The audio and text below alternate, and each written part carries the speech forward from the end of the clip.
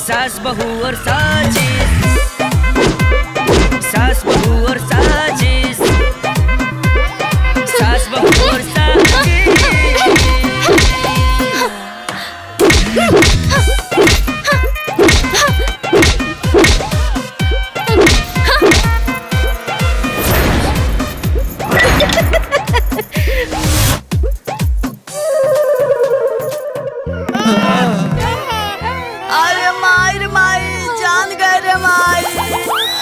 दहिया का नसीहत तोड़ डाले बारे माई।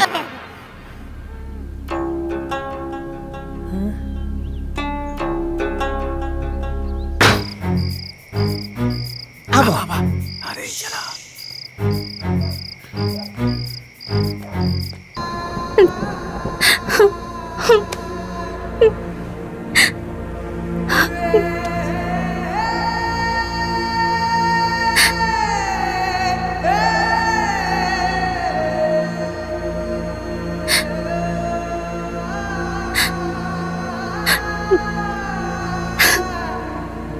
करा।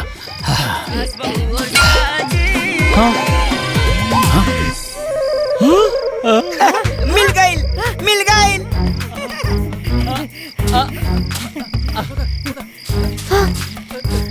लाओ लाओ।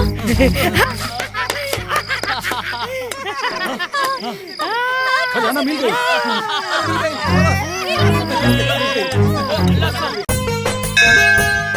दुनिया अपन बेटी के कुछ भी माने, लेकिन हम अपन बेटी के अपना खातिर बहुत सौभाग्यशाली मानी नहीं। जब से पैदा भइल बिया तब से हमारी जिंदगी में बहुत तरक्की भइल। अरे ई सौभाग्य रहुआ लगे रहा, अभी सौभाग्य हमरे परिवार में आई। हाँ?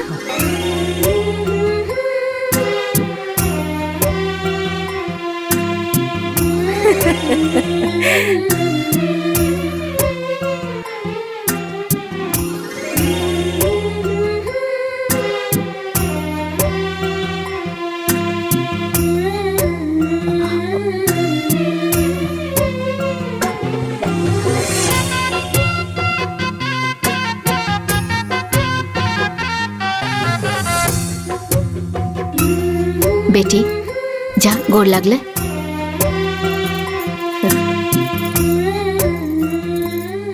खुश रहा।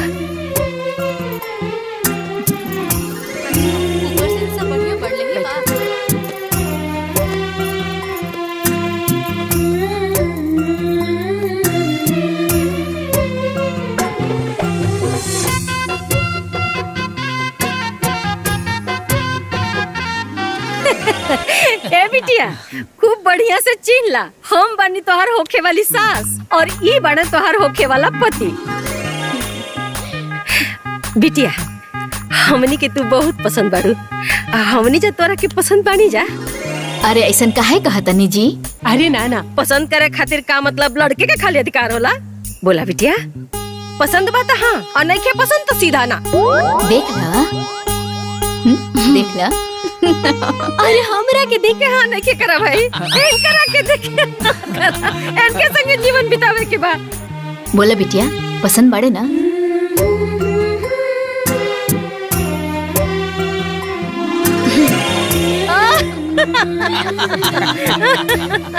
ली अब तो रउआ के संतोष हो गइल ना? हाँ संतोष हो गइल। बस अपने दोनों बेटन की वीडियो कॉल पर दिखा दी कि हम अपन छोटकी पतो पसंद कर ले बानी। ओकरे बाद तो कुल बात व्यवहार आगे होगी। बेटा भैया की वीडियो कॉल कर ना। हम जनते बानी बेटा बहरे रहे लोग तो तनी इतना जल्दी में ना आ पाऊ ना, तो हम कल के रो वीडियो कॉल पर तोहनी के दिखा देम। इला माई। हाँ। प्रणाम माई। खुश रहा बचवा, खुश रहा। ओनानियो के बोलावा। रुक रुक माई, हम सबके दिखाओ तनी माई, सबके दिखाओ तनी। ए ए ए ए बैजंती, अरे संतोष के शादी के दिखाओ की होता हो, जल्दी आवा, वीडियो कॉल बा माई के। ए श्रीलता, हेमलता, श्री प्रकाश, जय प्रकाश, अरे जल्दी आवा हो, माई के फोन आइल बा, जल्दी आवा। ए श्री प्रकाश, अरे जल्दी आवा हो, जल्दी। अरे आके देखा, अरे आके देखा। ए तू लोगन आवा, सब आवा, देखा आवा। अरे अम्मा जी बाड़ी ना? देखो तो ए अम्मा जी तनी कैमरा सामान करी। अच्छा अच्छा रुक। अरे ए देवरानी जी, अरे चेहरवा तनी ऊपर उठावा, देखा हमनी दोनों जनी तोहर जेठानी है सर।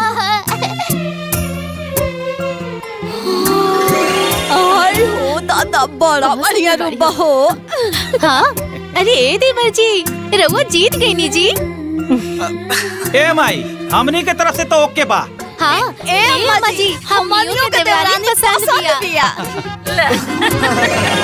उनकरो पसंद जरूरी बा। ई हवे ई घर के सबसे बड़ बेटा जयप्रकाश और इनकर ई पत्नी है बैजंती और ई हवन ई घर के मझला बेटा श्री प्रकाश और इनकर पत्नी है श्रीलता। दोनों सगी बहन बाड़ी लोग और इनकर एक एक बेटा बाड़े चुन्नू और मुन्नू। ना माई। अच्छा भैया ये रिश्ता हमनी के मंजूर बा। ओम भूर्भुवस्सुः तत्सवितुर्वरेण्यं भर्गो देवस्य धीमहि धियो यो नः प्रचोदयात्। ये देखे तारा भैया का कहता हूँ। अरे तू हमके बताइबा। ओम शांति शांति शांति ओम देव शांति। अरे देखा कितना सुंदर वो बूढ़ा भी छेकाई कर लेली। इतना बढ़िया से तक क्यों अपन सगा बेटा कभी ना करेला। ब्रह्मा शांति। ए अंगूठिया दिया दीदी। शांति श्यामा शांति बेटी। शांति शांति कर्पूर गौरव करुणावतारम संसार सारम। जाना तरु ई बुढ़िया के पास ना बहुत खेती बाड़ी रुपया पैसा बहुत ढेर बा। खाली इतने ना उनका लागी तो चांदी के गगरी भी पड़ल बाटे जेकरा में सोना चांदी रुपया पैसा सब भरल बाटे। अच्छा ऊपर से सब बढ़िया बढ़ले ही बा। बहुत बड़ विचार वाली बाड़ी। यही सता हाँ। सुमन के मम्मी आप पापा उनके शादी तय कर देले बालो। खुश रह। ली समधिन जी मुँह मीठा करी। अरे पहले तो रहुआ मुँह मीठा करी। रहुआ खाई ना। भगवान के आशीर्वाद से सब कुछ शुभ शुभ होता है। आज हमरा के बड़ा खुशी होत बा। अरे सब उनकर कृपा बा और अब वही काम बीतल नहीं खे अब वही तो काम शुरू होता।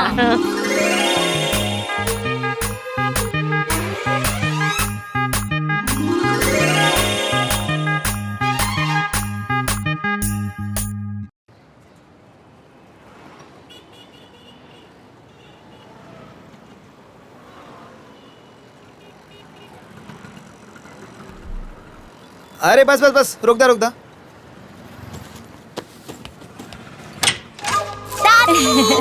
आवा आवा प्रणाम दादी। आवा हमार पोता। अरे खुश रह। अरे कहाँ बाड़ू हो? अरे देखो माई आ गई। आवा। अरे माई भैया प्रणाम। गोड़ लगा। अरे खुश रहा अरे खुश रहा। और सब ठीक बा ना? हाँ बा माई। आवा। खुश रहिए। हाँ बा अंदर आ। प्रणाम भाभी। हाँ, बैठा। संतोष बैठो बैठी माँ जी। बैगिया वहीं रख दा। हाँ अरे जल्दी पनिया लेके आवा और सुना मिठाइयों ले ले उस साथ में। हाँ हाँ। और संतोष हाँ भैया। सब ठीक ठाक बा ना? जी भैया। रखा। का ए देवर जी? अरे देवरानी पसंद आई नी की ना? अरे ए दुल्हन 3 बेर हुरपेटनी तब जाके हाँ कहलस। ए अम्मा जी जहाँ भी आवा हो जाई नू तहाँ खाली हाँ हाँ करिए ना तो मुँह से निकल पे न करी। अच्छा माई आवे में कोनो तकलीफ तो ना भइल ह? अरे ना बेटा संतोष के रहते हमरा कोनो तकलीफ हो सकेला। चाचू चाचू चले ना छत पे खेले के। अरे हाँ चलो चाचू। अरे बड़े दिन बाद चचा पहले है जा जा तनी खेला। अच्छा चलो चलो। जा। मजा आई। ए माई हाँ बेटा पानी पीना ले। ले पकड़ खो तुम खो। ए माई पहले तू खा ले माई।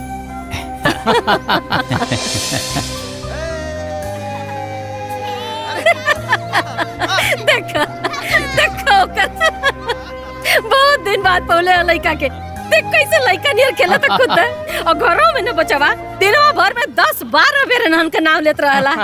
अच्छा माई ब्याहे के कौन दिन फाइनल कइले बड़े? ए बेटा आगल बनी जाना तो कुल फाइनल हो जाई। अरे माई कैसे प्लान कैले बड़ो? देखा बेटा वो का है ना कि सोचता नहीं ना कि एकर ब्याह खूब धूमधाम से कइल जाए कि देखे वाला कह कि भले सग बेटा ना बा बाकी ब्याह सग बेटा से बढ़ के कइले बाड़ी। ए बेटा लो जैसे तो लोगन का घर गृहस्थी बसा देले बानी ना वैसे हमरे जेते जिंदगी ओहो का घर गृहस्थी बस जाई हैं। सेवा कइले बा तो मेवा मिली कि ना? खूब धूमधाम से ब्याह करे के ओकर। हाँ बाकी माई तू कैसे का करबो बतावा ना। ए बेटा देखा सोचले बानी ना कि 11 थान गहना 51 गो साड़ी पतोहिया के बक्सा, अलमारी, पलंग, इकुल त नया किना जे ओकरा के। और रहल बात गाड़ी के, तो बात का बात बा। माई एहमे तो 10-12 लाख रुपया लग जाई। हाँ बेटा, लौकी तो का करे के लगावल जाई। बाकी माई तू जैसे कहबू ना माई वो सब ऐसे ही हुई। बाकी एगो बात सुना ना माई। हाँ बोला ना। वो कहा कि संतोष तो हर बात सुने ला ना माई। हाँ माई वो संतोष के कहता कि वो अपन हिस्सा के जमीन हमरे नामे लिख दे, जितना पैसा लगी ना कह दिया जाई। इतना पैसा कैसे खर्च किया जाए? अम्मा जी, यह महंगाई में जनते बाड़े की पैसा कैसे आवेला और एक एक पाई जोड़ के शहर बाजार में कैसे रहतानी हमनिए के जानतानी। हाँ ये अम्मा जी, ऐजा के लोग ना सवेरे निकलेला और रात में आवेला और दिन भर ठठौला के बाद तब जाके दुगो पैसा मिलेला। अरे ई का बोलत रहा सरे? करे जवन लइका अपन पूरा जीवन हमरा पर लुटा देहलस, ओकरा ब्याहे में जवन हम पैसा खर्चा करतानी ओकरा एवज में हम ओकरा से जमीन लिखवाई रे। अरे हमरा में कीड़ा पड़ी रे मुआला पर। थूकी दुनिया। अब माई वो कहा ना माई, पैसा कोनो कागज के टुकड़ा तो है ना, केहू आदमी पर ऐसे ही लुटा दिया जाए। का कहले हा? वो केहू बा? वो तोहनी खातिर केहू हो गल बा? करे जवन लइका अपन रोवा रोवा हमरा में खपा देहलस, वो केहू बा? जवन लइका हमरा के भगवान से भी बढ़ के मनलस, वो केहू बा? अरे तोरन के का पता कि हम कैसे जियतानी, कैसे खातानी, कैसे रहतानी, कुछ पता बात होनी के नहीं के ना? स्कूल का ख्याल लइका रखा था तो केहू बा?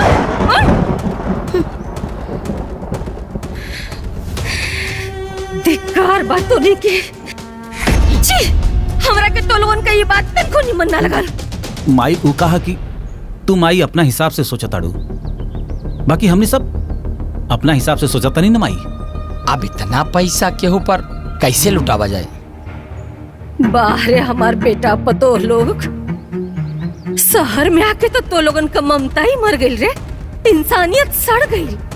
अरे पैसा खातिर तोहनी का हित ना तो रिश्ता ना तो तोड़ता रे। हमरा पास भगवान का देहल बहुत संपत्ति बा बेटा, ओकर बियाह हम आन बान शान से करब और तोरा से हमरा के कुछ नहीं की चाहत। बस तुम लोगन से इतने विनती बा कि बियाहे में आ जाइए लोगन, ताकि वो बिन माँ बाप के बच्चा की ही ना लगे कि ओकर भैया भौजी स्वार्थी हो गइल बाटे। ओह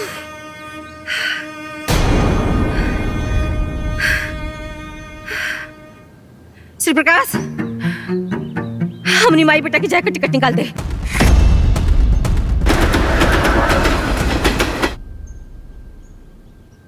अरे बैजंती जल्दी ले आवा नाश्ता, लेट होत बा।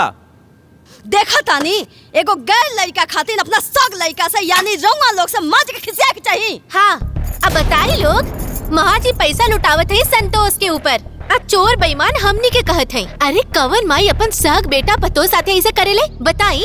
अरे तने ना बियाह करनी तो लड़की देखे गनी ता हमनी के पूछनी ना तो गांव वाले की तरह वीडियो कॉल करके दिखावल जाता। भैया माई भी ना ओकरे साथे रहत ओकर स्वभाव बदल गइल बा। अरे नहीं, रउआ लोगन के प्रति ना उनका के माया ममता खत्म हो गइल बा और ई बात रउआ लोग मान ली।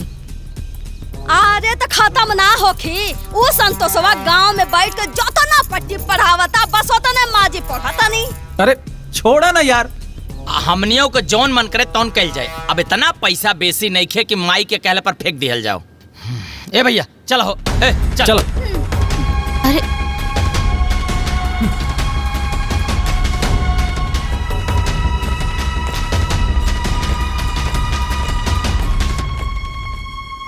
अरे ये दू के दोनों जन अपने माई के ममता में मंद बुद्धि हो गल बारे एकदम से। अरे दीदी, अगर हमने इनका के ना समझाई ना तो ये लोग अपन मेहनत के कमाई और अपन संपत्ति वो बुढ़िया और लालची देवरा के दे दी। कहो कलवा पे पाठ यादव का लिखले बाड़ा, पाठ मिश्रा हो ना। अरे तार काट के ठीक करा।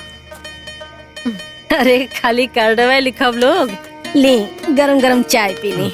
अरे पहुना, अपना जीवन में रउआ कितना बारात कैले हो खब? ले बाबुआ हमके याद त नहीं बा, दे दा। तब्बो 1000 से तो ऊपरे होई। अब दूसर का देखे के बाद देखा ये घर में देख लो। ले संतोष के बड़का बाबूजी के बारात कैनी, संतोष के भाई जयप्रकाश के बारात, श्री प्रकाश के बारात, और अब और ये संतोष के बारात। और अरे मामा, फूफा की उम्र देख के तो क्या नहीं बुझा? शिव प्रकाश के ब्याहे में रउआ तो लौंडा साथे नाचले रहनी। अरे तो अभी कौन बिगड़ल बा, छमक छलो बन के आओ तोहरो साथे नाचब हो।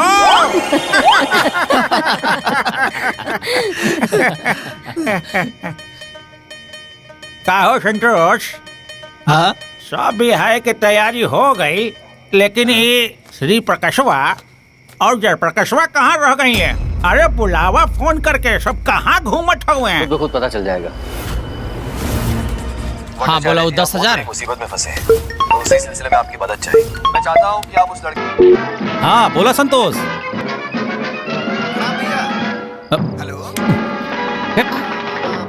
सब लोग आ गए भैया। अच्छा अच्छा, अब बतावा, अब फूफा के इतना ना बुझात कि हमार भाई लोग ना आई हैं तो गुड़हत्थन के करी, भाभी लोग ना आई हैं तो परछावन के करी। अब तो ही लोग ही बता दा कि कब बता रहा। अब देखा ना संतोष, अब वो सब समय पर आ गई बाड़े, तो हमनियों के अपन समय पर आ जाई। ठीक बा ना? ठीक बा। हाँ प्रणाम। खुश रहा, खुश रहा। जाई गुरहथी करे के होई, जोड़ा जमा सिया गइल होई।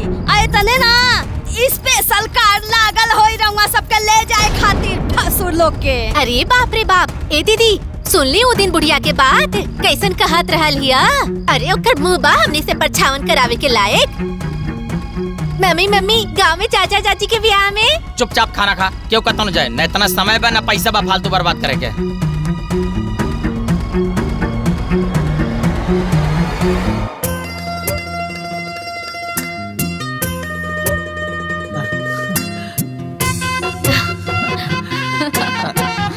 आवतानी बुढ़ो के बोला के। भाई देखा, अरे रोम होम दही हल्दी, अब बिल्कुल हमरा के ना लगी। हाँ बता दे। काहे ना लगी? हाँ। अरे रउआ के स्पेशली रंगे के लिए आइल बानी। मनोरंजन में अरे लगवा ठीक ना होई। रंग जाए। यही खातिर हम ना आवत रहनी। हाईली बढ़िया लगा। नहीं हल्दी लगावे से पहले इन नौटंकी शुरू कर देली। हो गई मैं लाडू तोड़ा हमरा साथे। हाँ हमरा साथे आई। फिर बाबा क्या संतोष, अरे तो हर बड़की माई नहीं दिखाई देता ये। माई अरे अभी यह तो रहनी माई। माई माई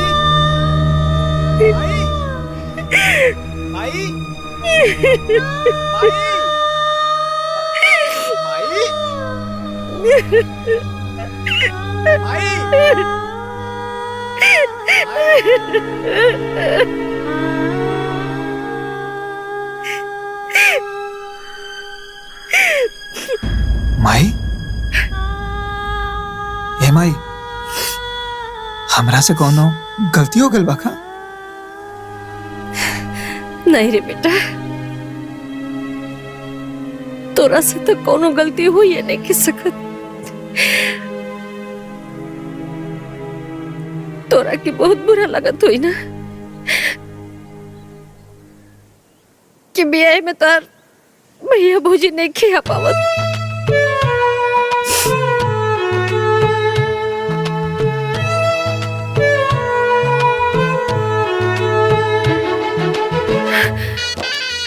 हमार बात सुन गोरका। गोरखा नाम आई, संतोष बोला। ए बेटा, हमार बात ध्यान से सुन। तोर बाबूजी हम, तोर माई भी हम, तोर दोनों भौजाई भी हम, तोहर बड़का भैया भी हम और तोहर मझला भाई भी हम। आइल बात समझ में? हाँ। बेटा, भले हम तोरा के अपने कोख से पैदा नहीं किए, लेकिन हमारा असली बेटा, हमारा राजा बेटा तू बड़ा। आइल बात समझ में? पर माई, भैया भाभी तो वह लोग बाना। बुद्धि का बैल, कौन बात समझ में नहीं क्या होता? अरे माई, माई, माई, भारे हमार माई।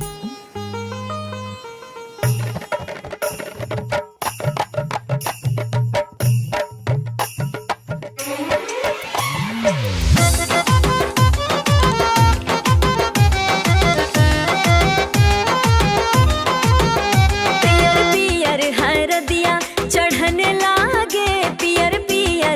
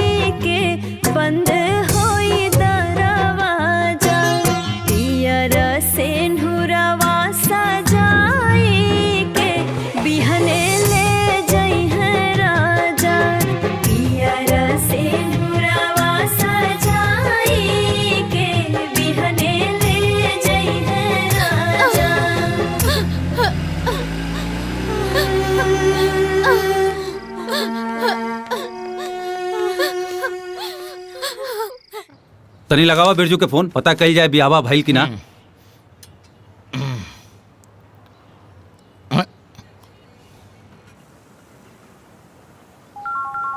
अचानक के कर फोन आ गई।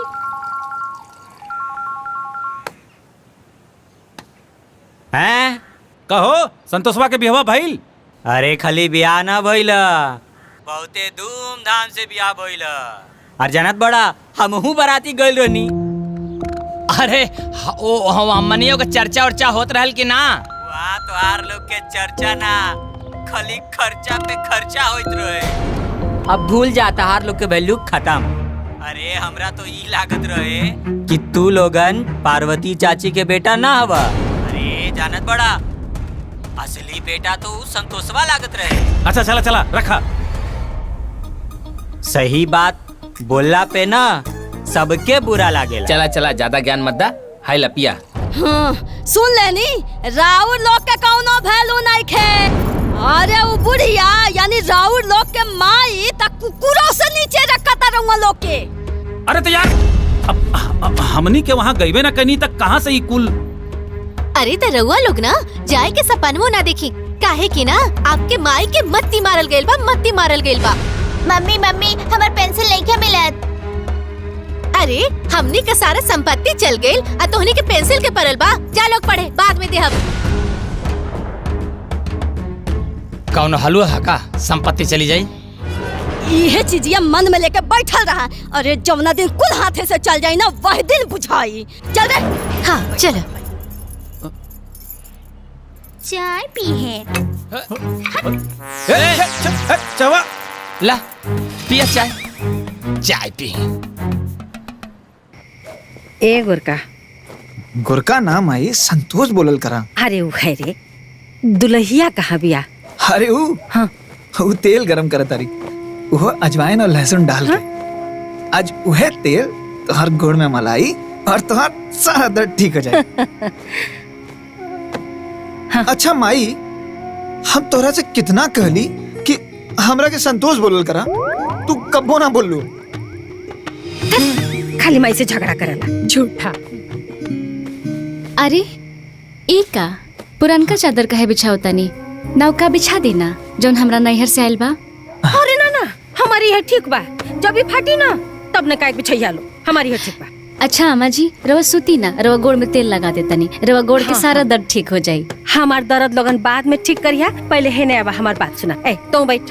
अरे मेरे भाई, ए तू बैठ, बात सुन। देखा बिटिया, हमारे खानदान में ना ब्याह के बाद गंगा मैया के करहिया चढ़ावल जाला, हैं? खोइछा भरल जाला। अब तो कहीं ना, कब चले के बा? एक कल चलल जाओ। अब हाँ कहे ना। तो एक काम कर बेटा, तू ना कल गाड़ी बुला ले, गाड़ी से चले के। हाँ, जी माई। कहा घूमे चले के?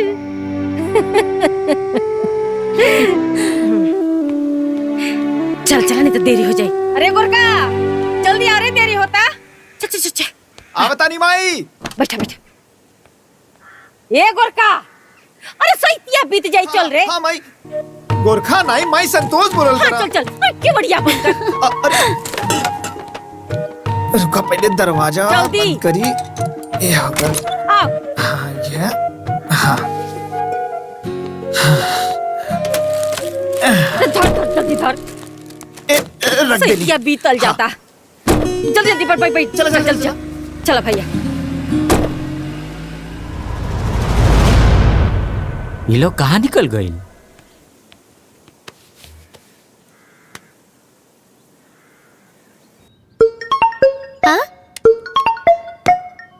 बिरजू अंकल के फोन। पापा बिरजू अंकल के फोन आइल बा। अरे रुका, पापा बिरजू अंकल के फोन बा। पापा बिरजू अंकल के फोन आइल बा। पापा पापा बिरजू अंकल के फोन आइल बा। अरे तो फोन उठाओ, स्पीकर पर कर। का हो बिरजू? हरी तोहार माई अपना सगा बेटा और पतो के लेके कहीं गैल बानी। का मतलब?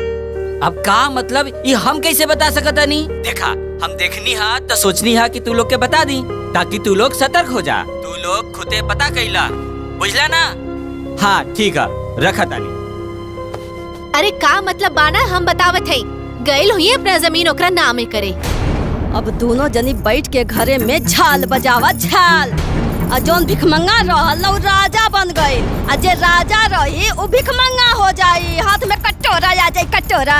और ओकरा बादे वर वाला घर तर आ घर वाला बर्तर। इतना आसान बा? बर वाला घर तर, घर वाला बर्तर? अब सही तो कह रहल बा। अरे औरो कोनो काम से तो लोग बाहर जा सकेला। जा जाके नाश्ता लगावा ना, भूख लागल बा।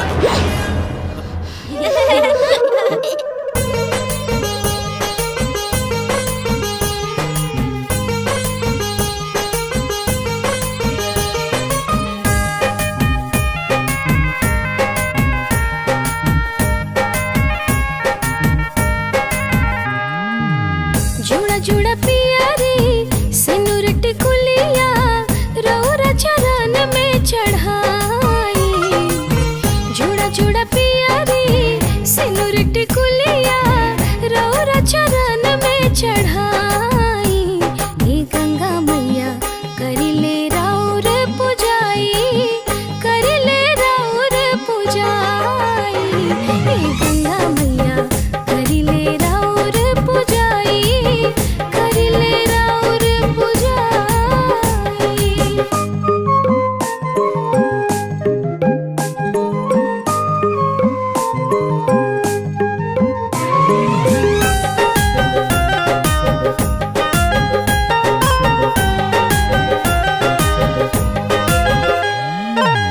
जैसे होला ए मैया जी राउर निर्मल पानी, उसही निर्मल हरदम रहे हमनी के जिंदगानी। हमरो मनोकामना पूरा करीना, हमरो अचरवा खुशी से भरीना।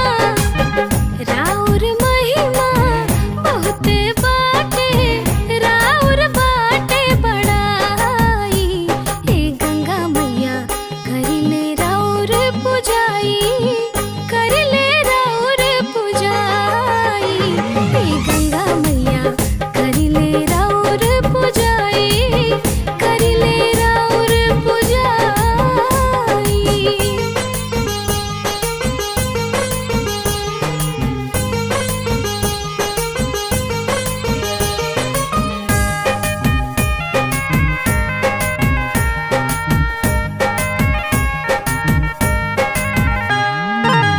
जैसे अविरल राउर धारा अविरल वाहे जी,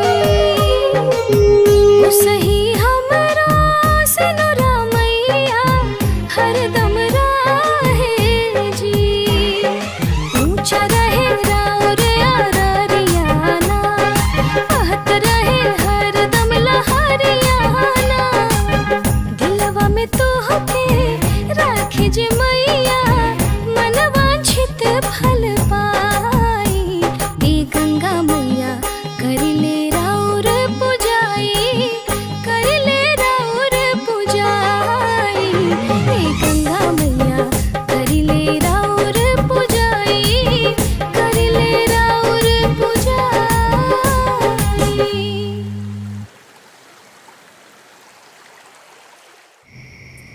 घी डल्ले बाड़ू ना? हाँ। अब अम्मा जी दूध अभी लिया दे कि खाना खैला के बाद पिए? बाद में पिया। अच्छा। ए तुम खो। अरे माई तू खाला, हम बाद में खा ले। अच्छा दुल्हन। हाँ ये का खाना लगावा था। अच्छा आओ।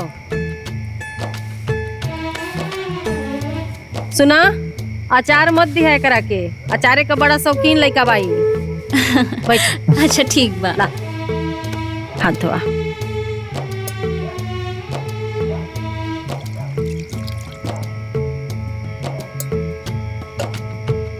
माई एगो बात पूछेगा बड़ा मन करता। पूछा बेटा। ई भैया भाभी हमरा शादी में काहे ना आइलन? अच्छा कैला जी आज ही सवाल कह लेला। तोरे ब्याह के दरमियान तू इतना खुश रहला ना बेटा, कि हम ये बात तोरा के बता नहीं बोली, बाकी अब बतावल जरूरी बा। तोर भैया भौजी ना बेटा निहायत स्वार्थी हो गए बाड़े, बदल गए बाड़े। जानता रे तोरा ब्याहे में जवन खर्चा भइल रहे पैसा ना, ओकरा बदले में तोर जमीन मांगत रहना सा। अरे हम उन्हन की बड़ी धिक कर ली, बहुत डटली। ये बात सुन के हमरा के बड़ी सदमा लगल बेटा। करे हमरे कोख से इतना नीच विचार वाला लड़का पैदा भइल बड़ा सा, धिक्कार बा हमरा के। वही दिन हमरा दिल से उतर गई ना और एकदम त्याग दे ली। और वही दिन ही फैसला ले ली बेटा कि हमारा असली बेटा तू बड़ा, हमारा असली पतो ई बाड़ी। ये घरे का जितना भी जवन भी संपत्ति बा ओकर मालिक तू बड़ा और ये घरे का मलकिन ई बाड़ी। माई पर भैया भाभी लोग तो उहे लोग बा ना। हाँ बात तो सही करला, भैया भाभी तो उहे लोग बाड़े। इन्हें आवा दुल्हन। हाँ थाली उठावा, उठाला। आओ हाँ? आवा बेटा आवा, है नहीं आवा। हाँ आओ। बुद्धि का पैदल कौनो बात दिमाग में घुसल ना करे, चाहे इन्ने से बोला चाहे उन्ने से। बक जो तोरा संगे हमें खाए के नहीं खे। अरे अम्मा माई चुप जो। माई माई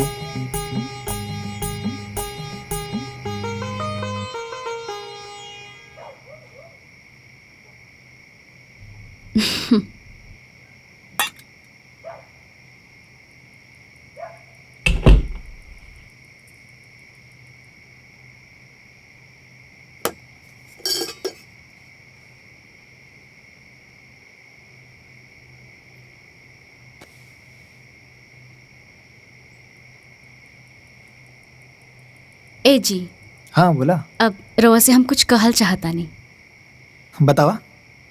अब अम्मा जी भैया जी और भाभी लोग से बहुते नाराज लागता नहीं। हाँ ये से तो ऐसे बोलत रहनी, बाकी 2 दिन में सब गुस्सा खत्म हो जाई। हम माई के जाना था नहीं, यही से तू माई के गुस्सा से कंफ्यूज मत होगा। बाकी भैया लोग का हमरा पे बहुत एहसान बा। तू हमेशा भैया लोग के इज्जत रखिया। इहो कोनो कहे वाला बात बा। रउआ हमरा तरफ से एकदम निश्चिंत रहब। पर एक और बात बा। का? इहो कहे के पड़ी।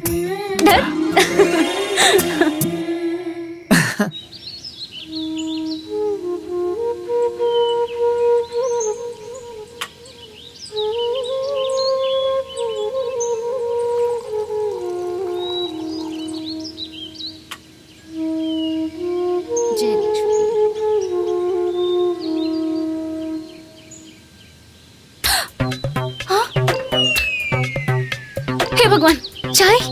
जय तुलसी मैया।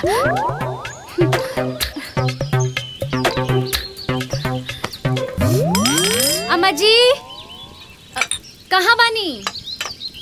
चाय बन गइल बा। कहाँ बानी? अरे ई अम्मा जी दिखाई नहीं दे। दरवाजा भी बंद बा। अभी ले सूतल बनी का? अम्मा जी, अम्मा जी, अम्मा जी। अरे अम्मा जी 8 बज गए, अभी तक सूतल बनी रहुआ। उठी ना अम्मा जी, उठी ना अम्मा जी। उठी ना। ए अम्मा जी, अम्मा जी।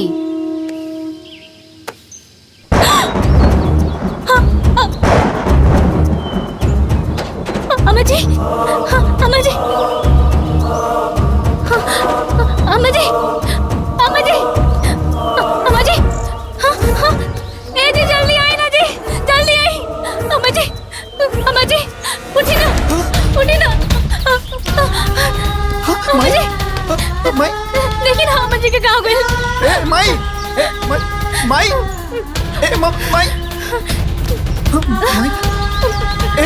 अम्मा जी, अम्मा जी,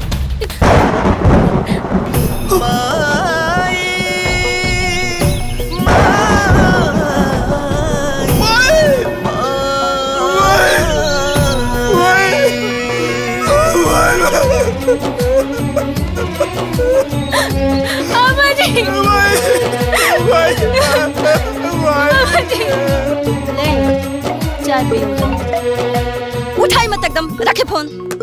अरे कितना निर्लज बा हो कि कॉल पे ब्लॉक कइला के बाद व्हाट्सएप पे फोन करता, ओह पे ब्लॉक करी तुरंत। मजला भैया भी फोन कर देला। एक काम करी ना, छोटका भैया को फोन लगाई। अम्मा जी,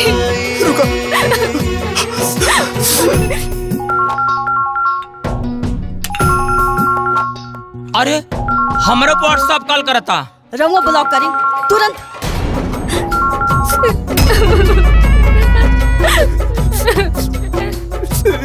वो फोन काट देला। एक काम करी, छोटकी दीदी को फोन लगाई ना। अम्मा जी,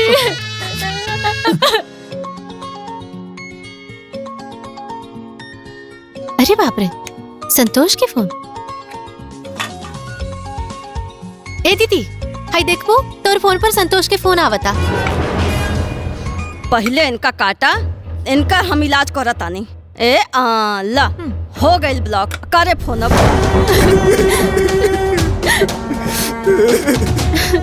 कहो भैया, संतोषवा पगला गइल बा का? सबके फोन पे दनादन फोन चाप रहल बा। अरे वो लोग ना ही पगलाइल बा, वो लोग हमनी के पागल समझता, समझनी ना?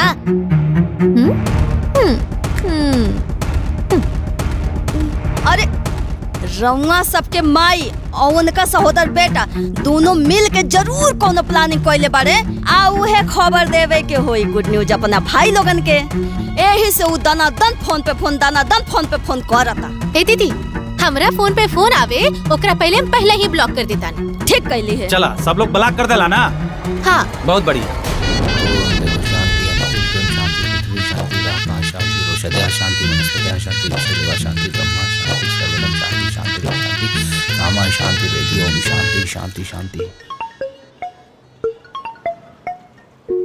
अरे इतना बिरजू के वीडियो कॉल आवता हो। उठावा। अब 2 मिनट रुका भैया, तो टिकट बुक कर दे। का हो बिरजू? का हो संतोषवा तोहरा के फोन कैले रहला हा? अरे मर्दवा, तू कौने आदमी के बात करत बड़ा हो? अरे ओकरा से तो नफरत हो गइल बा हमनी के, नफरत। अरे आवत रहल फोन उनकर हमनी के मोबाइल पे, ब्लॉक कर दिहल गई। अरे ब्लॉक काहे मार देहला? जानत बड़ा तोहार माई मर गई। हाँ देखा।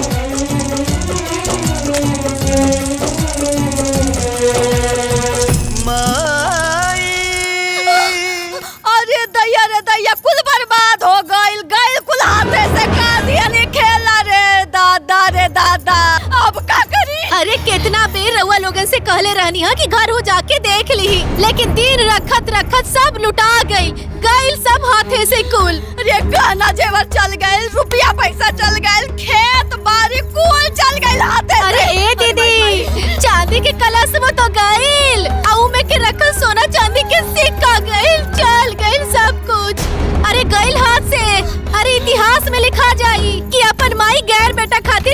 कूल कर दिलस और अपन शौक बेटा के बर्बाद करके मर गइल। अरे चुप रहा लोग, अभी कुछ ना बात बिगड़ल। जयप्रकाश जी भैया। गाड़ी बुलावा, गांव चले के बाद।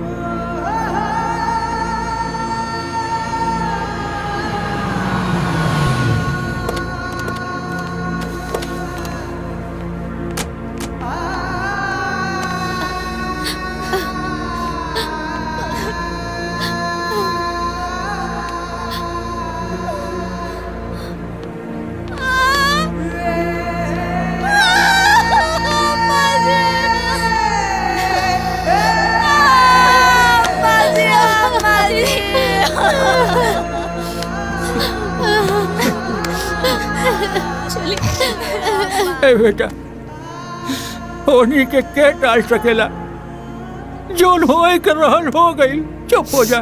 हर बेटा के माँ बाप एक दिन छोड़ के चल जाले,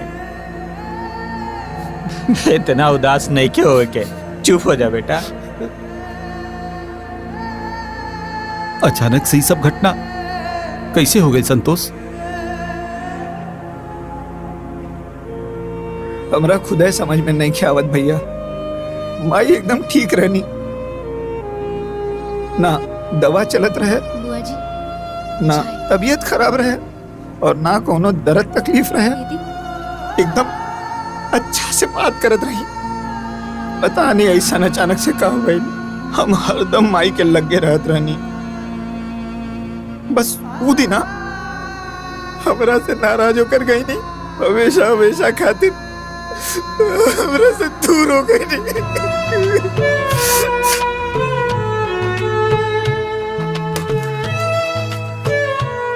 रोज सुबह जब हम चाय बनावत रही तो आमा जी आके हमरा लगे बैठ जात रही, लेकिन ओ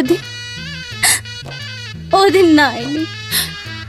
हम 3-4 बार आवाज भी देनी, लेकिन फिर भी ना आईनी। सुबह के 8 बजत रहे, हमके लागल कहीं आमा जी के तबीयत तो नहीं है खराब। फिर हम अचानक देखनी कि दरवाजा बंद रहे। फिर हम चाय बनावल छोड़ के आमा जी के लगे गईनी। वहाँ के 3-4 बार जगवनी, लेकिन फिर भी वहाँ के ना उठनी। फिर से हम जगवनी, तब तक अचानक वहाँ के हाथ धम से नीचे गिर गए। फिर हम बहुत घबरा गए रहनी। फिर हम यहाँ के आवाज देनी, यहाँ के आईनी, आमा जी के हाथ पैर के छू के देखनी। तब तक पता चला कि आमा जी हमने के बीच ना रहनी। अरे आमा जी कैसे छोड़ के चली गई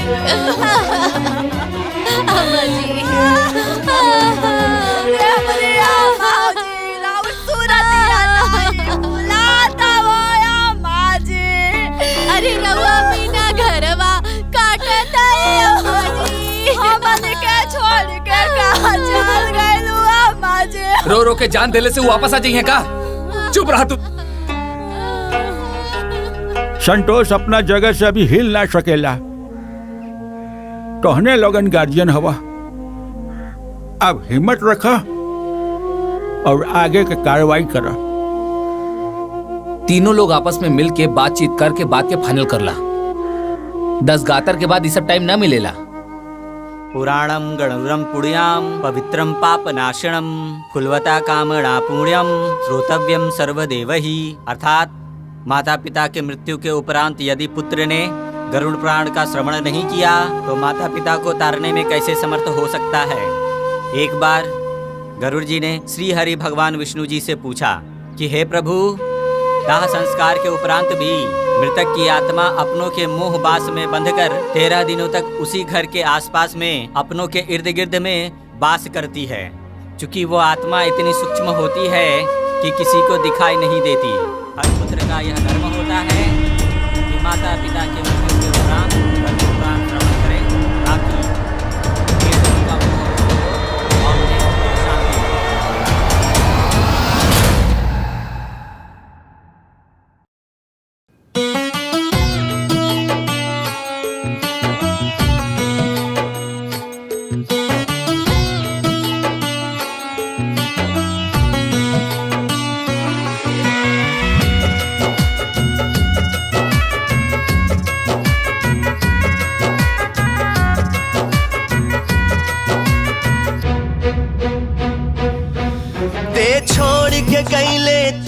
कमी ना होई पूरा रे माए, ते छोड़ के गईले तोर कमी ना होई पूरा रे माए, तोरा बिना ई जग में रहे अधूरा रे माई, तोरा बिना ई जग में रहे अधूरा रे माई। माई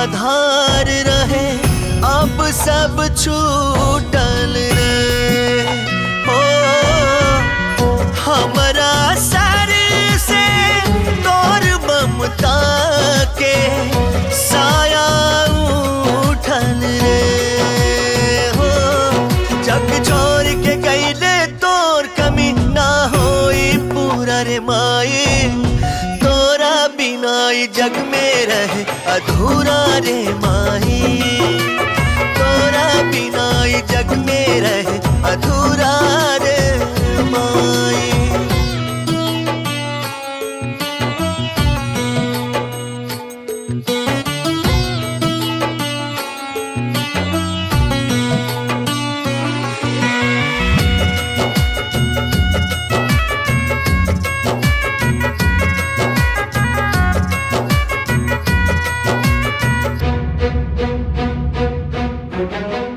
अंगुरी धरावालू दुनिया देखावालू छोड़ के चल गईलू हो, जन्म से हमारा जुड़ल नाता तोड़ के चल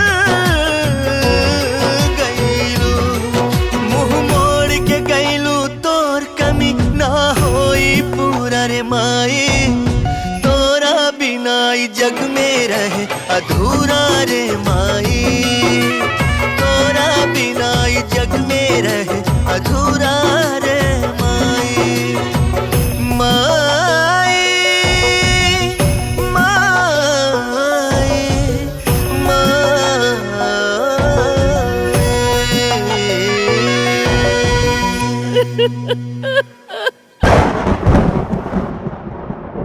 1701 पर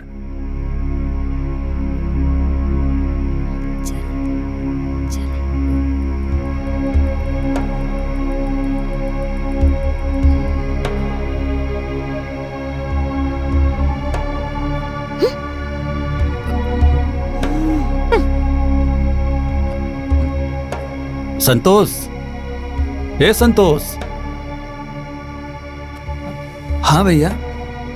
बाबू, अब माई के अंतिम समय में हमनी के रहनी जाना, अब अगर माई के कोनो अंतिम इच्छा रहल होके तो बतावा ना। माई हमरा से भी कुछ ना कह पाऊनी।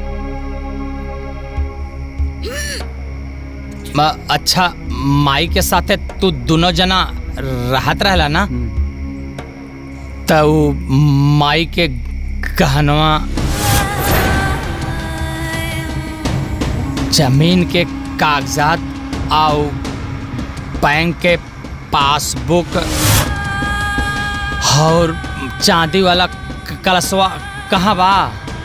का भैया, ये सब बात करे के यह उचित समय बा का? बाकी जानल जरूरी बा ना हो। हाँ तो जान जाई बानू, काहे घबराता रहा? कहाँ ले रवा लोग के आमा जी के बढ़िया से श्राद्ध करे के बारे में चर्चा करे के चाहिए, बढ़िया से उत्तम कांड करे के बारे में बात करती, लेकिन रवा लोग आवते ही धन दौलत जमीन जायदाद के बारे में बात करे लगनी। दुल्हनिया ठीक कहतिया, अभी इस सब के बात करे के का जरूरत बा?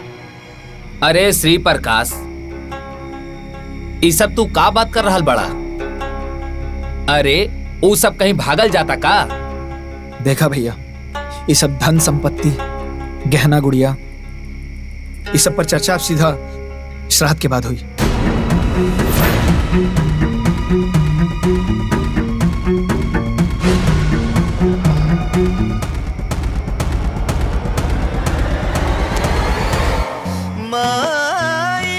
अरे हमार गोरका पहली बार इतना अच्छा बात बोले नजर ना लगी।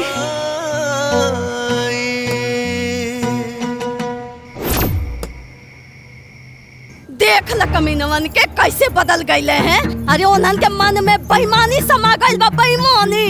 अरे सही कहत है दीदी, आई दोनों मर्द मेहरारू के मिली भगत है। देखनी ना कैसे कहत रहले, जवन होई तो श्राद्ध के बाद ही होई। अरे हमें तो लागत है ना कि दोनों मिल के बुढ़िया के नटाई दबा के मार डालने बारे।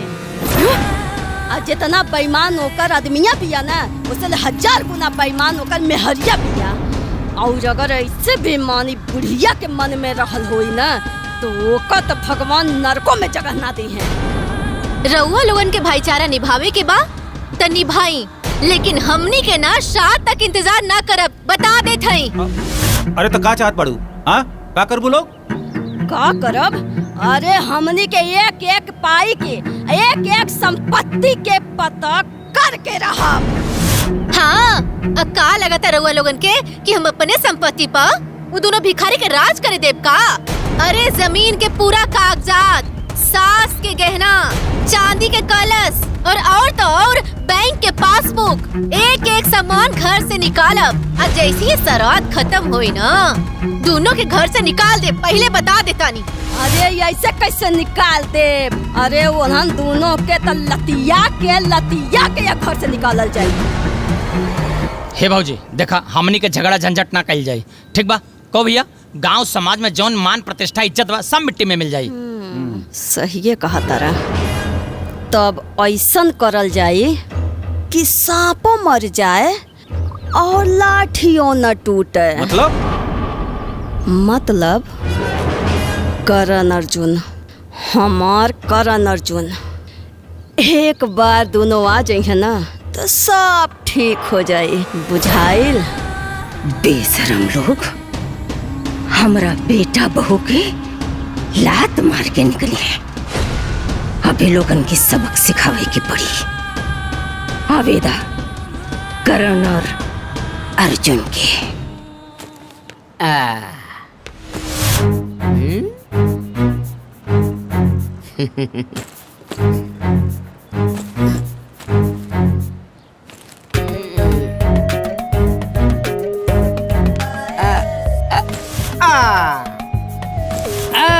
मोटे। हाँ भाई छोटू। चाहे केहू आई चाहे केहू जाई, खजाना के पता हमनिए लगाई। जिंदगी भर बुढ़िया कटला चानी और हमनी के बहन के कोयल बेईमानी। बतावा हो, ए पापियन के हम अपना हाथे बनौनी खियौनी, अब हम ही बेईमान हो गइली हन खातिर। बाप रे मर गई रे बाप। का भइल?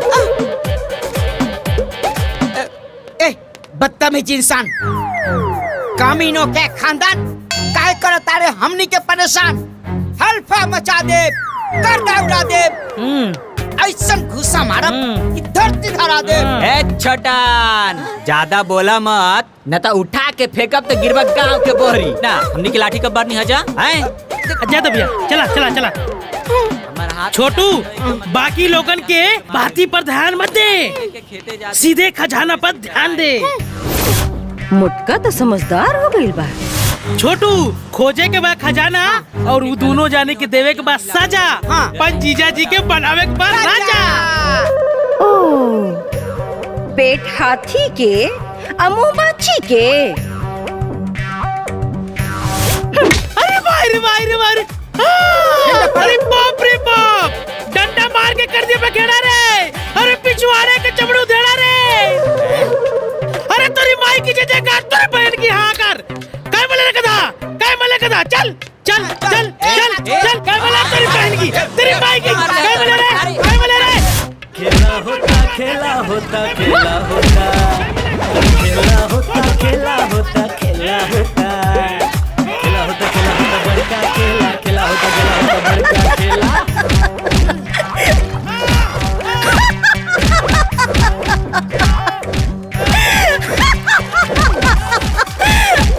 छोटू और मोटू, अब ही नहीं झांकी है, पूरा फिल्म तो वही बाकी है।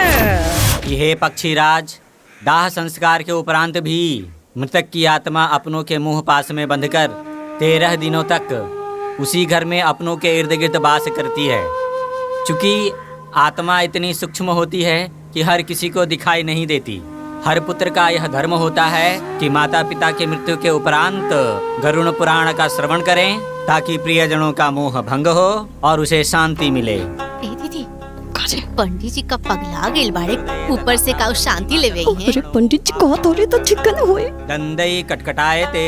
उस समय 2 यमदूत आते हैं, बड़े बहना क्रोध नेत्र वाले, पाप दंड को धारण करने वाले।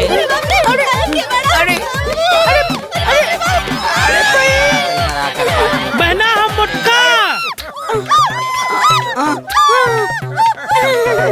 जीजा हमके पहचानत हुआ, हम तो सार मोटका। जीजा हम तहार छोटा सार। अरे अरे अरे जाई नहा ले। चल भीतर चल। चल नहाओ पहले।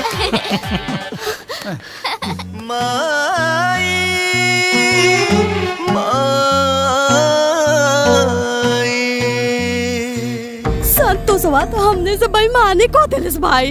तार भाई तो कंगाल हो गइल बा। अबहिन तक कंगाल भइले भइल, साथे साथे तो हर जीजा लोग भी भिखमंगा हो गइल बाड़े। सरहू के छोड़ल ना जाई, कौनो साजिश रचे के पड़ी। ये दोनों नाग नागिन बन के सारी संपत्ति पे फन फैलाकर बैठल बाड़े। ओ मेरी बहना, सुन मेरा कहना, भले ही बहुत लात खाए हैं, बाकी बड़े बड़े लफड़े सलटाए हैं। अरे खजाना के ठिकाना बतावा और समस्या से निजात पावा। जल्दी आवा जल्दी।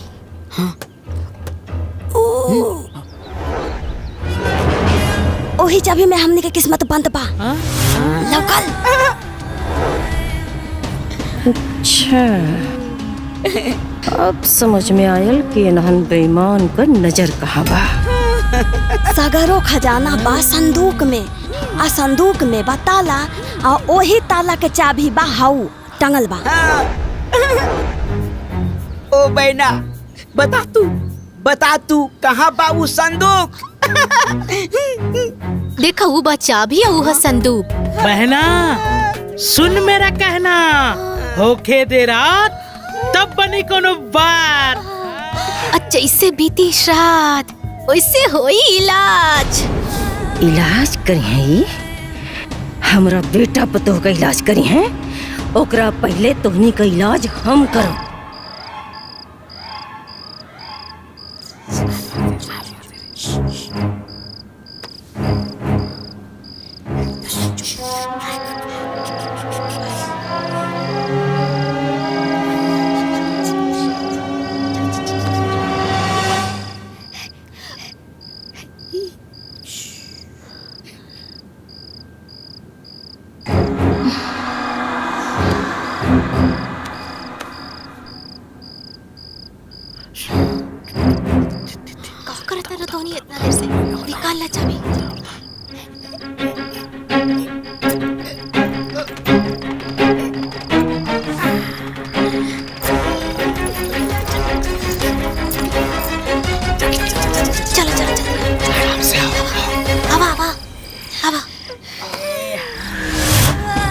अच्छा चोरी करवा। अरे बाप रे बाप, आता लगा था हमें पूरी दुनिया मिल गई। हाँ, अपन सोना चांदी मटका एजा से निकाल के हमनी के फरार हो जाएंगे। अरे सब चोरी के प्लान बना बता, अभी बतावता नहीं लोगन के। अरे आराम से, चुप चुप चुप।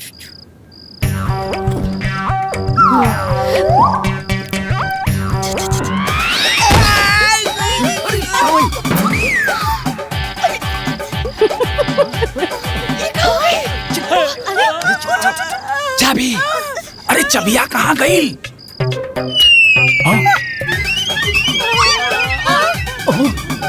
ससुरा बड़का शिकार करत रहला। पर एक ऊपर एक लगत खींचला बचा। हे चुप चुप चुप। हे पहले प्लान बनाओ कैसे चाबी उतरी। सोची कुछ।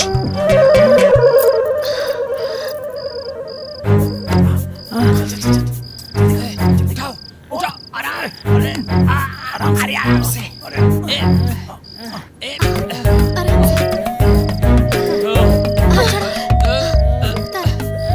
थोड़ा सा उठाओ नीचे से।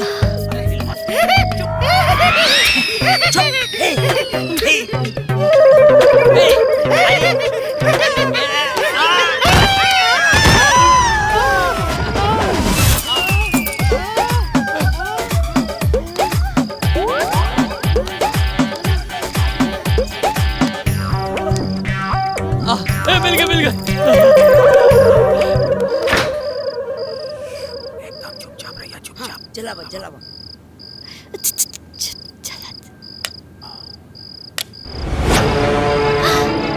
संदूक, सोना, चांदी, हीरा, जवाहरात, मटका, अरे गहना।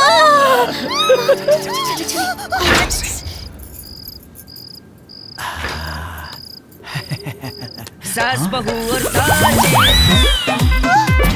सास बहू और साजिश, सास बहू और साजिश। कुछ नहीं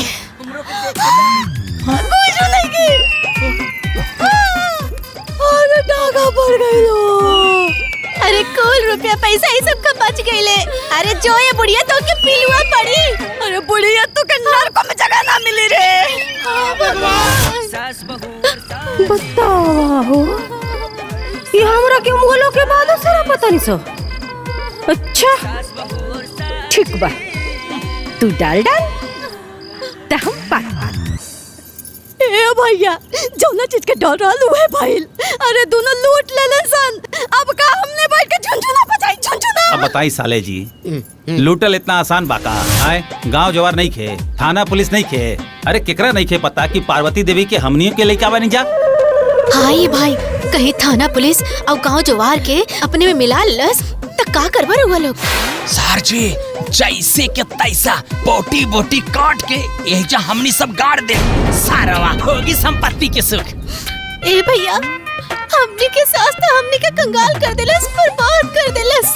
अरे वो लूटरवन लूट के चल गइले। हमनी के तो जीवन अंधकार में हो गइले ओ भैया। ए बहना, अपन भाई के करामाती खोपड़ी पर भरोसा रखा, फिर खजाना के स्वाद चखा।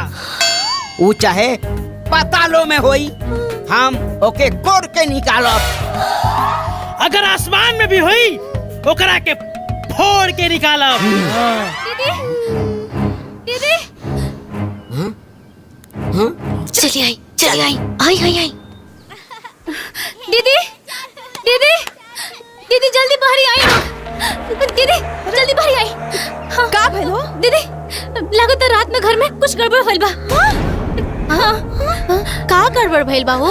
रवा लोग आई हमारे साथे, हम दिखाओ तनी। अब हम देखा तानी नु, आखिर गड़बड़ का भइल बा? अनु चला चला चला हाँ चल आई सब। आवा लोगन, हमरा पीछे पीछे आवा। ये देखी कमरा में तो ताला लागल रहे और ताला के चाबी तो हम अपना कमरा में रखले रही। फिर वो यहाँ कैसे आ गई और एकर ताला कैसे खुल गई? हाय देखी अम्मा जी के संदूक भी खुलल बा। हम कहा तानी ना ए घर में रात में जरूर कोनो चोर आइल रहे। चोर आइल रहे? हाँ। देखी देखी देखी थी का जे चोरौले हो का गोड़ टूट जाओ।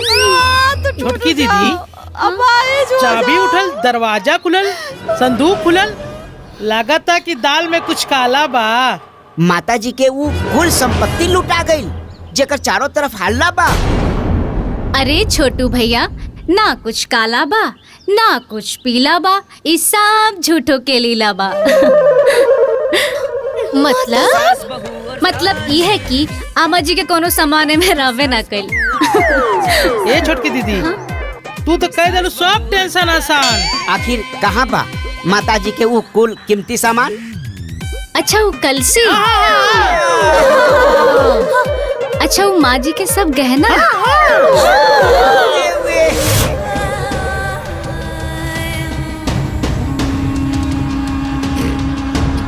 वो सोने के सिक्का, वो सब तो राउत देवर जी रख ले। हाँ तनी हेने आवा तो। हाँ बस आवता नहीं। अरे अरे बता के चला। अरे हे भगवान वो के एक समय आवे के रहल। सास बहू और साजिश, सास बहू और साजिश, सास बहू और साजिश। कहाँ बानी जी? हम बाहर बरामदा में बानी। आवतनी।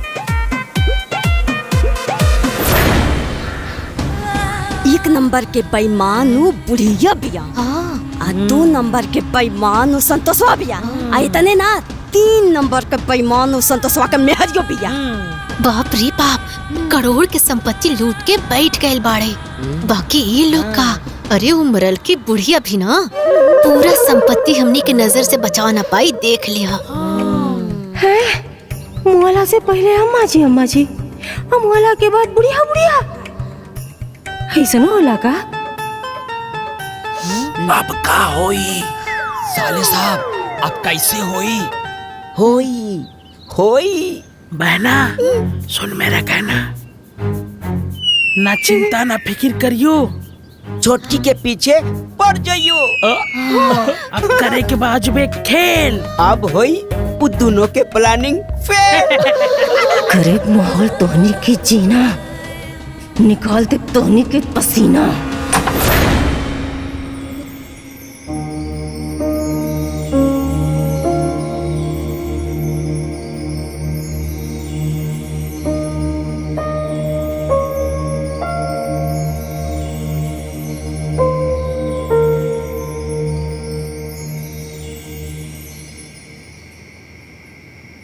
दुल्हन, ए दुल्हन, दुल्हन,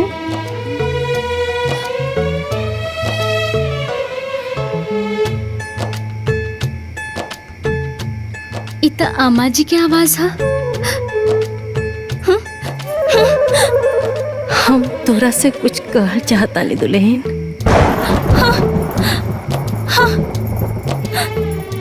सुना ना, हे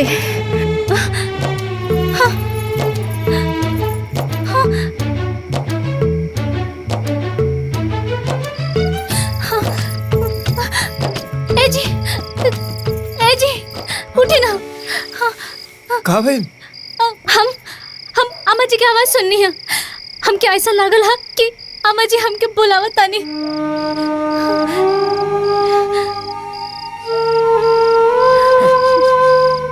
तू बड़ा किस्मत वाला बाड़ू सुमन कि तोहरा के माई के आवाज सुने के मिलल। हमरा नसीब में तो ओहो नहीं क्या। संतोष, ए संतोष, संतोष,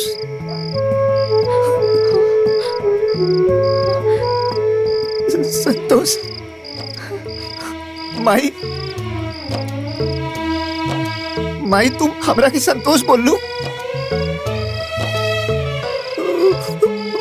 माई हमरा के संतोष बोल ली, हमरा के संतोष बोल ली सुमन, हमरा के ए माई, हमरा के गुरखा बोला ना भाई, एक बार हमरा के गुरखा बोला ना माई, बोला ना माई। ए गुरखा,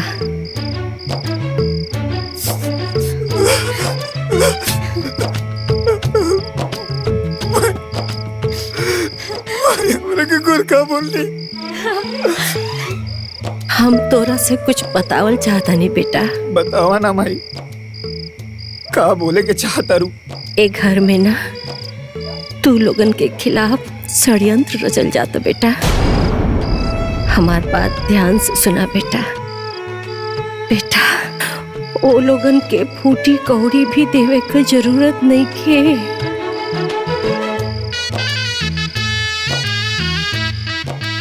लेकिन माई,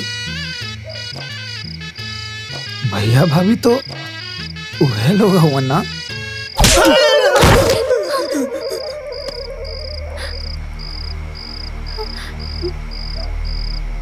अरे भोला दास, अब तो होशियारी दिखाओ। उकुल हमरा संपत्ति के पीछे पड़ल बड़े, तोनी के घर से निकाले के चक्कर में लगल बड़े। और तू बड़ा के दिन रात भैया भौजी के लोग रट लगवले बड़ा। कहनी ना कि एको फुटी कौड़ी ना देवे के बात ना देवे के बात। हाँ हाँ हाँ माँ जी, ना दे हम ए जी बोली ना दे हम। हाँ माई ना दे अब, लेकिन हम ये सब करेंगे कैसे? तोरा के कुछ करे के जरूरत नहीं के बेटा, हम बानी ना ये लोग का इलाज करे खातिर।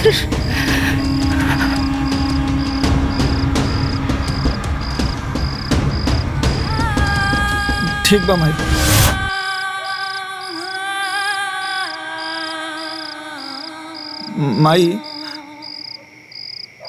माई अम्मा जी, लागता अम्मा जी चल गई नी। ए जी ज्यादा चोट तो ना लागल?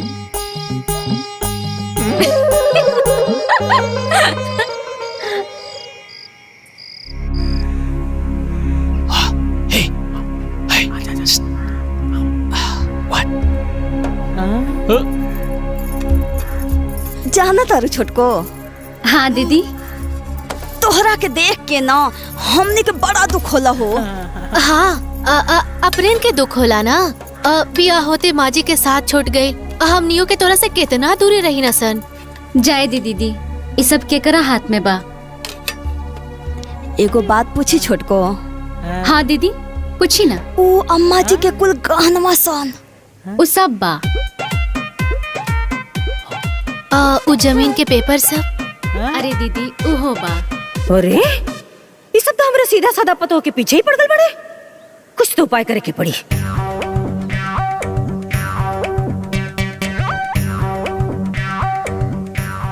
ए बहन, वो सोने का टिक्का और मोतियों के माला? अरे छोटू भैया उहो बा। वो चांदी के कलसी?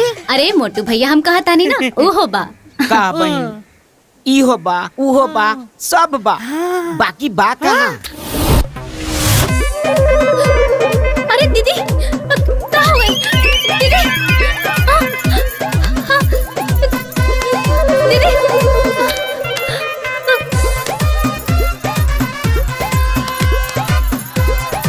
हाँ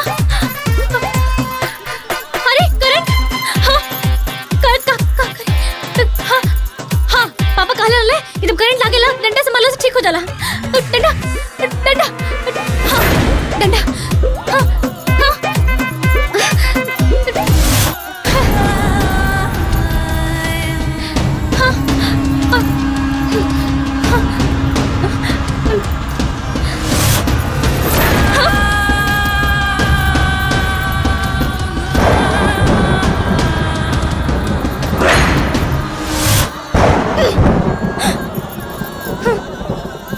सास बहू और साजिश, सास बहू और साजिश, सास बहू और साजिश।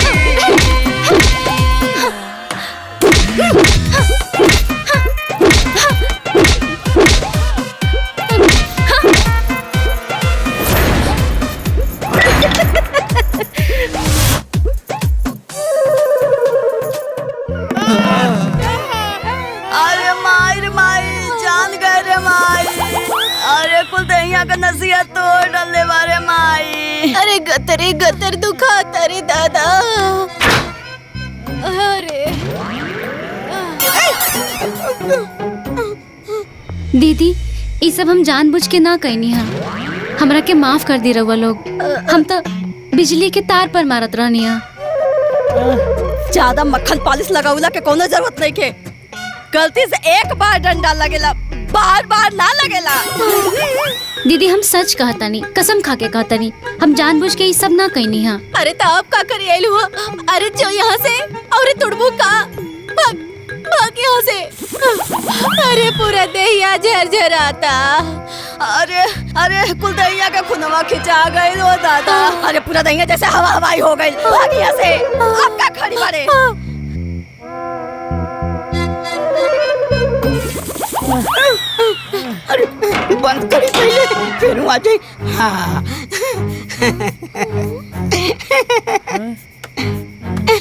ए बहना, एक बात हमको याद आई। उस रूम में थी एक सुराही। कहीं उसी सुराही में तो सोना चांदी नहीं छिपाई? अरे हमारा भाई जैसा दिमाग कहाँ के हो पाई? सोना चांदी के पता ना ये दोनों लगाई। तो ठीक बा, आज राती के होई खुदाई।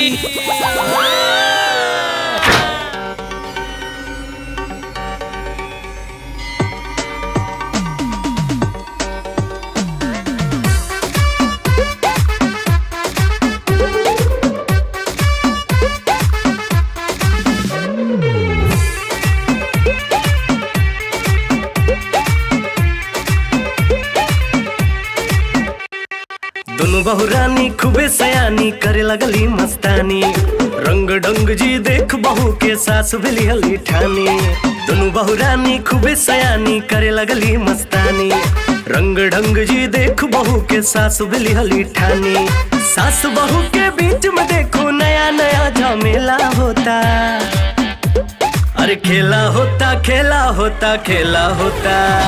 अरे खेला होता खेला होता खेला होता। खेला होता खेला होता बड़का खेला। खेला होता बड़का खेला।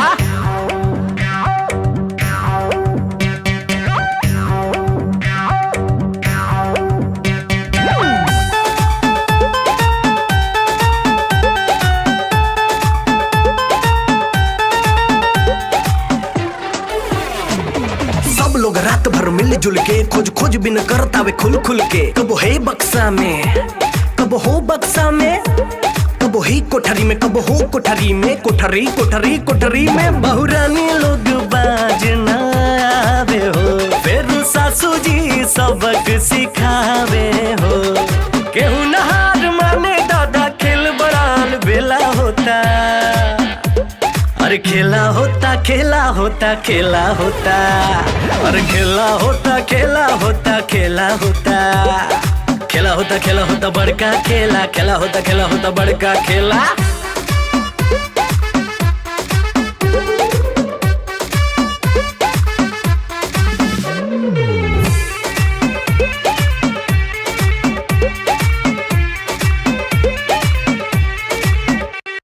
रात भर चले हंगामा जी, खोज खोज खोजे खजाना जी। कब घर के भीतर, कब घर के बाहर, कब ताखा ताखा दर्जा दर्जा बोरा बोरी में। अब बहु लोग के पलान अब फेल होता जी।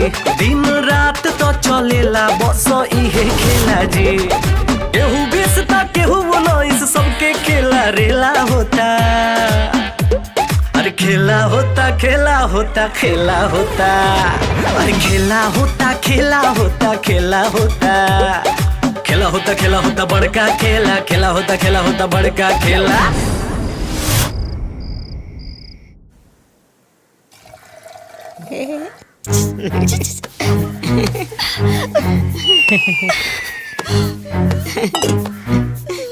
ओ बहना, सुन मेरा कहना।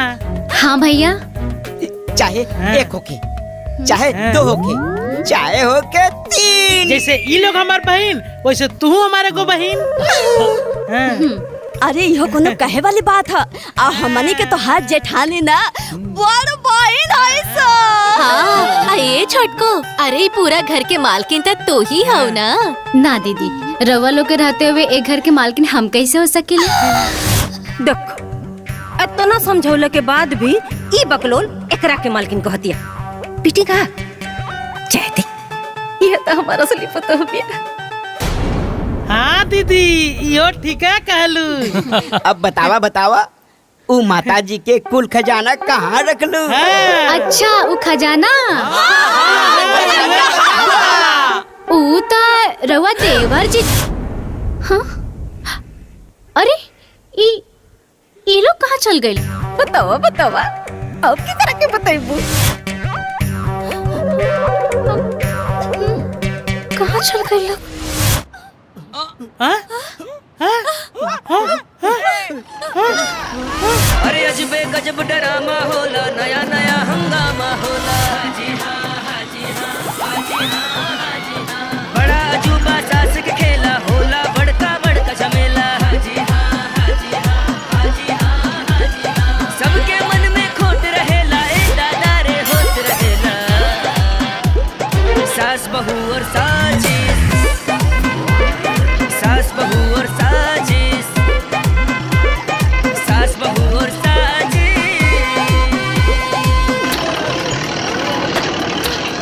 रुक गए, हम भी बच गए नहीं सर।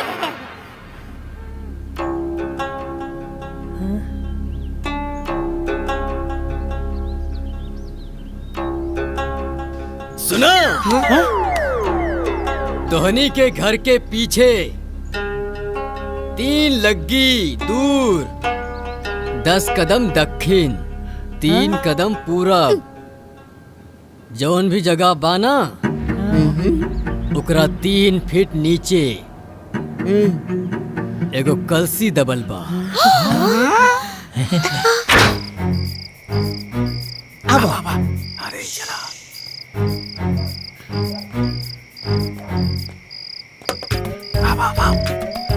अब घर के पीछे तक तो आ गई। अब ऐसे 3 लगी आगे। हाँ आगे बढ़ो। एहर हाँ हाँ अब चलो बस 1 अब 2 हाँ 3 आजा चलो देखो बस हो गई। 3 लगी तो हो गई। हाँ अब 10 कदम दक्षिण। अब 1 2 3 4 5 6 7 8 9 10 कदम रुका। 3 टेंग पूरब। हाँ 1 2 3 अब यार साराम तोहर कदम चले टोई टोई करके यार आवा हटा। अच्छा ना बोला 1 2 3 ई 3 आवा। हाँ ए बीचे में खोदा। खोदा बड़ा बड़ा प्लानिंग हरदम। हाजी हाँ, हाजी हाँ, सभे चलावेला होशियारी। कहो मर्दवा पंडित झुझुटे ना कहला। हाँ इतना खोदल गई लेकिन अभी ले कुछ नहीं मिलल। हे भैया हो सका था कि पहले जमीन खलार रहा हो और फिर से माटी भरा गई। इतना जमीन और खोदे के पड़ी ना। हाँ हाँ चल खोदा शुरू करा।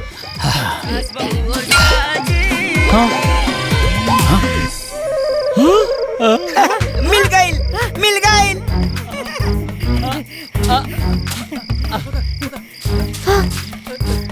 लाओ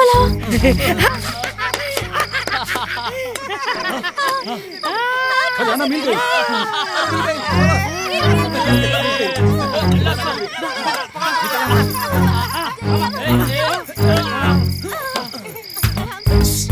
ए सर जी कलसी लावा मैंने लावा। ए काहे तू कल से ले कल से मारे तो अरे मर्दवा बड़ा हम गलती हमार होई। ए बड़ा है मार कुदार लगे पहले मार कुदार लगी बा। अरे यार 3 घंटा से हम खोदा तनी तो हमार ना भाई। अरे 3 घंटे से कहता हम गाड़ी ले रहे थे का 3 घंटे से खोदा। देखा भाई बात गड़बड़ा जाए पहले बता दे तनी। कल से हमले भैया ए बड़वा रहता तो हरी इच्छा मनी की आंखें। अरे देखो हमर बात अरे अरे वो लोग कल से लेके भाग गए। आओ देखो। हाँ देखो। अरे अब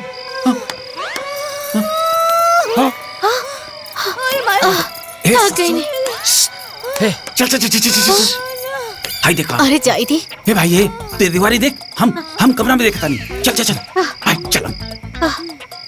ए दीदी अरे हमारे छोटू मोटू ऐसे न करी है। सही बात अरे रे वो लोग ऐसा ना कर सकेला। वो है ना वो ऐसे ना करी है सन। ऐसे कैसे कुछ गए कहाँ? वो दोनों गए कहाँ? वो है ना कितना खोजता नहीं कुछ पता ना चला। सही बात अरे रे बड़का जासूस बोले रालू सरवा बेईमान निकल गई सब लेके भाग गई। मोर भाई ऐसे ना कर सकता। हे तो कहाँ चल गए? हाँ अंतर ध्यान हो गई का? बता जा 1 नंबर की मिल जाए तो बोटी बोटी काट दी। अरे पगला गल बड़ा का बोटी बोटी कर देबा। हमार भाई ऐसा ना कर सकता।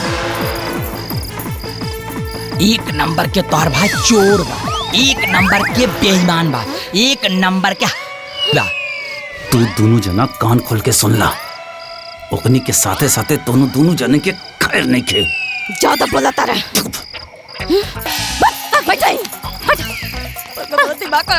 सरवा सब चल गई हाथे से। अरे हाथे माई धन चल गई। दीदी, अरे दीदी, अरे कहाँ बाड़ू हो? एजा तो बाटी ना। अरे ये कुल कामा, अरे बाप रे।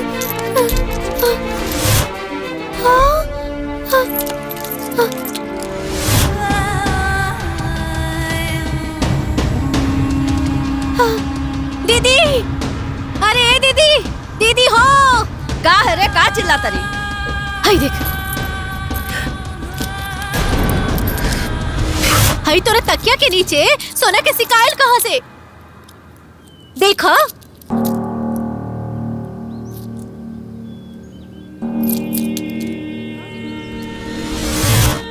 अब मजा आई दोनों स्वार्थी बहन के।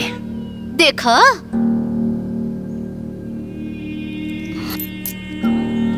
हमरा के का पता? अच्छा, तोरा तकिया के नीचे सोना चांदी के सिक्का और तोरा पता नहीं खे। हमके तो लगा था दोनों भाईवन साथे मिलके तू बेईमानी करे थई। अरे तोर दिमाग खराब हो गइल बरे।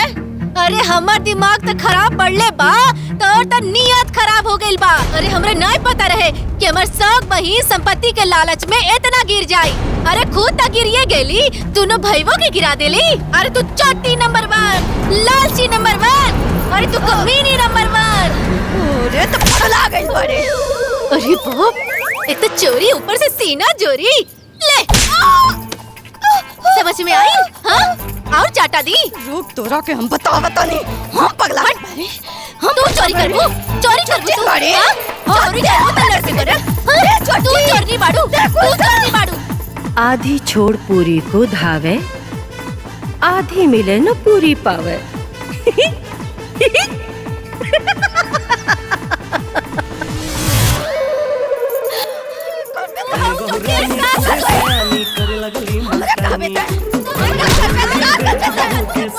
वाह रे जमाना, पैसा खातिर बहन बहन के दुश्मन हो गई।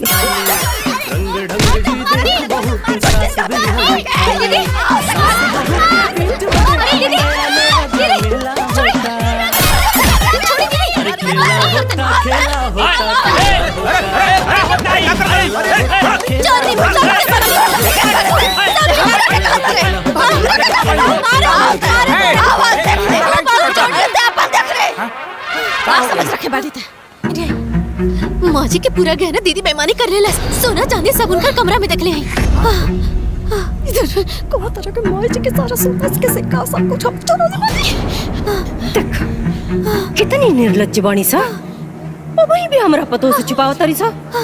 अरे तू दोनों इतना बड़ बेईमान हो गए सर रे। उल्टा चोर कोतवाले डांटे। सास बहू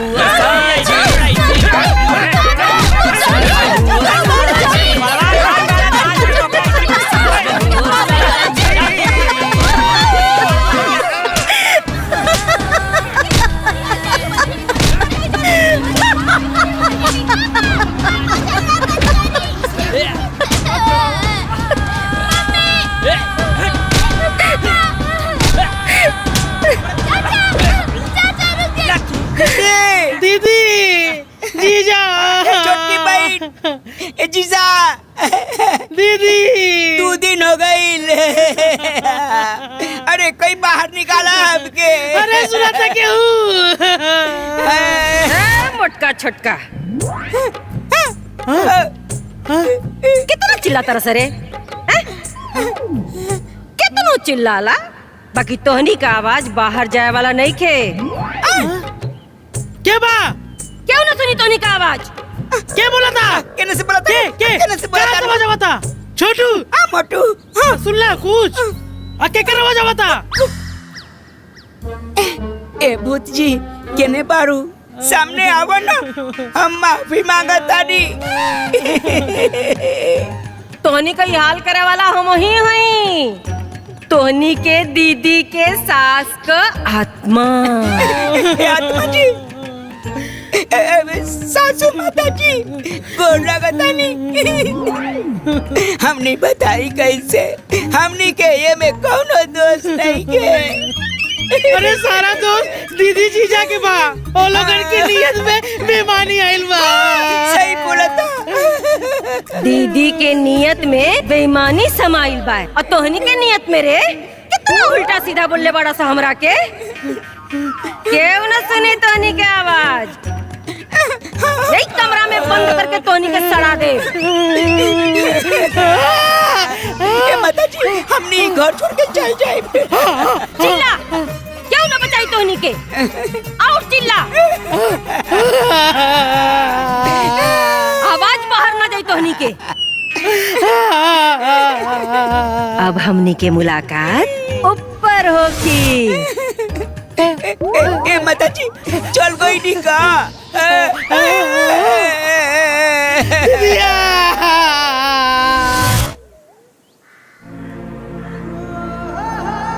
सुमन, सुमन। हाँ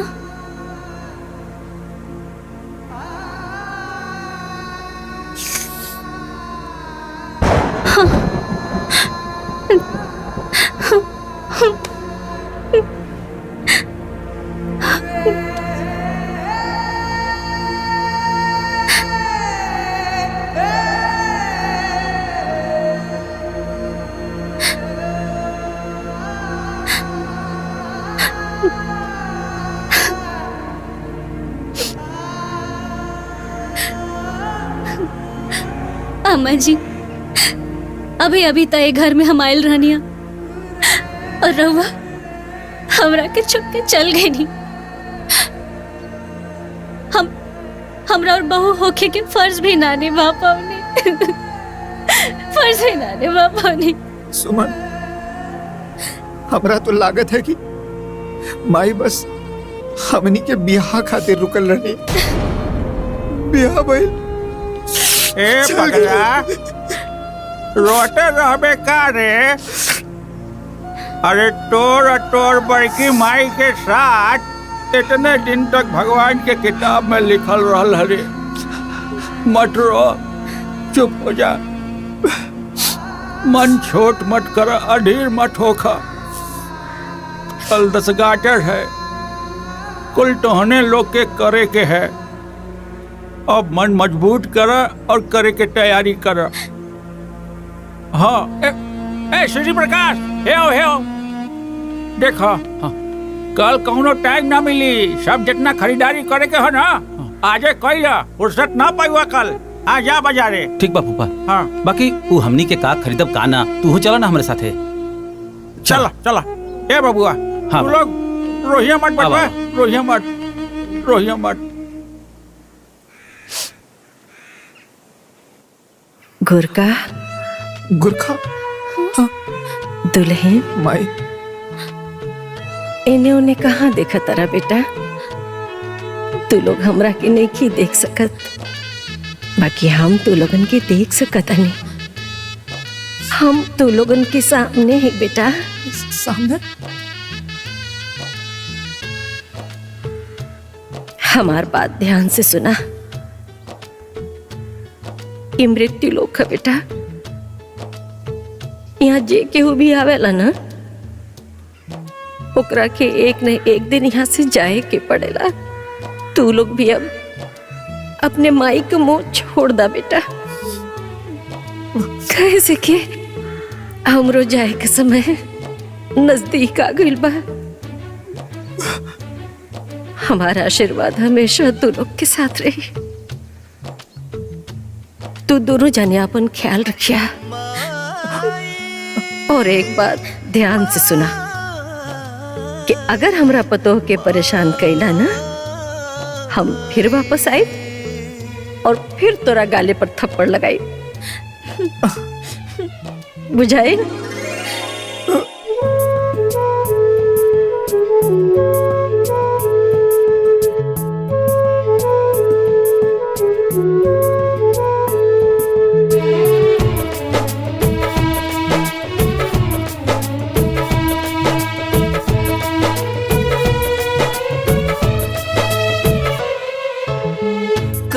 कैसन रीत कैसन रचना, छूटे आपन टूटे कल्पना, माया मोह सगे संबंधी, माया मोह सगे संबंधी, सब हो जाला रे बेगाना।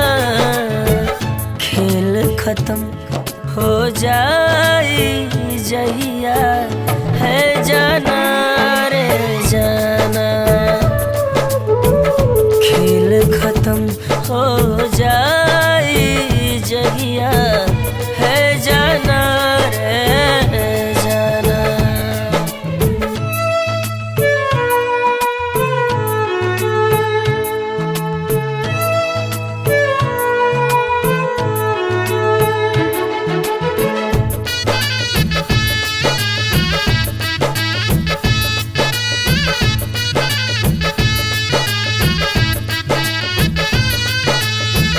आना जाना जग के रीति, फिर भी मोह न जाला हो, जन्म के दिन भी भरा केता, मरण के दिन भी लिखाला हो।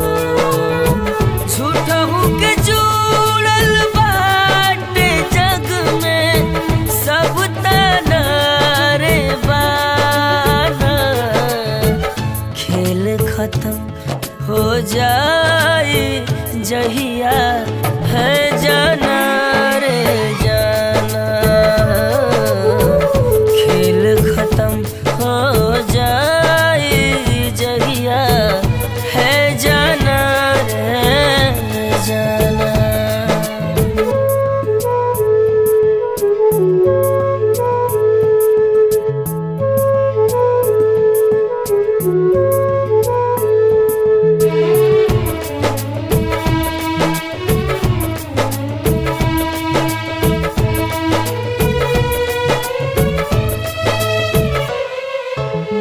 बड़ा रे सतावे बड़ा रे रुवावे, अंत समय हो विदाई के, छोड़े वाला छोड़ के जाए अपना जन के रुवाई के। माटी देह मिली माटी में सब माना रे माना, खेल खत्म हो जाए जहिया है जाना रे जाना, खेल खत्म हो जाए जहिया है जाना रे जाना।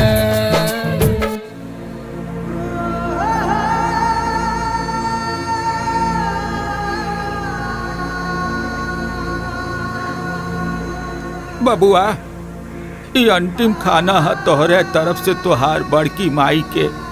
बबुआ बड़ा श्रद्धा से ही खाना और पानी दी हो, और हाथ जोड़ करके कहिया कि माई हमार जौन श्रद्धा रहल जौन औकात रहल ओहे हिसाब से हम कइनी हो, तो कौनो गलती हो गई होके तो ओके क्षमा करिया और आशीर्वाद मांगिया ए बेटा।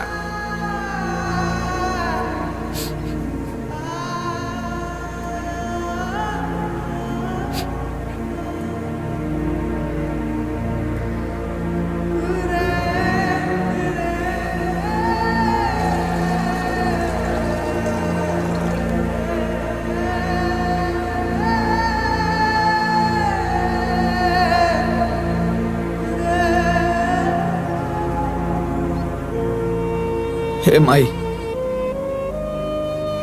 आज हमरा तरफ से तोहार अंतिम खाना बा। हमरा जितना शक्ति रहल हम कइनी, अगर हमरा तरफ से कोनो गलती भइल तो हमरा के माफ करिया, और तू जहां कहीं भी बाड़ू हमरा ऊपर अपन आशीर्वाद बनाए रखिया।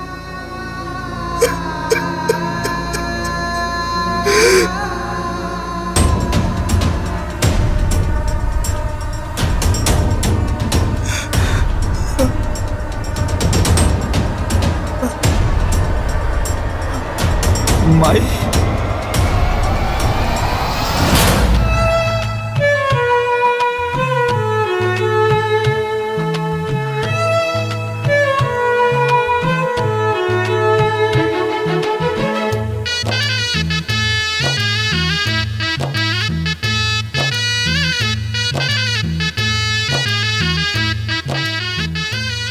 जादू करनी हिया, जादू टोना से के आइल बिया, सारा खेला उहे खेलतिया।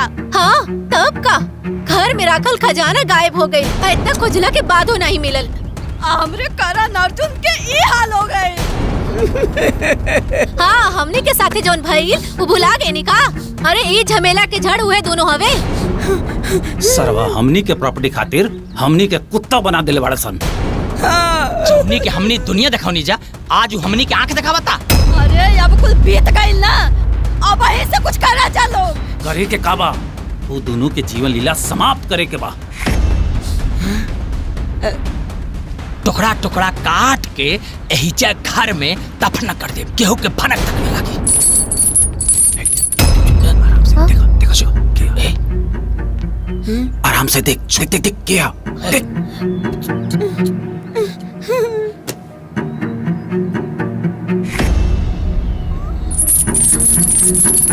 ए जी वह दोनों सनहन हो।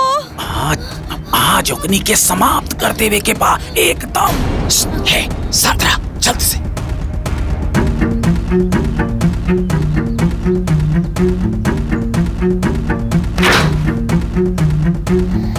हिला रस्सी। जैसे वो छोटकी अंदर आई फटाक से रस्सी गाले में डाल के दोनों हाथ से कस के झूल जाए के बा, जब तक कि प्राण न निकल जाए। ठीक बा।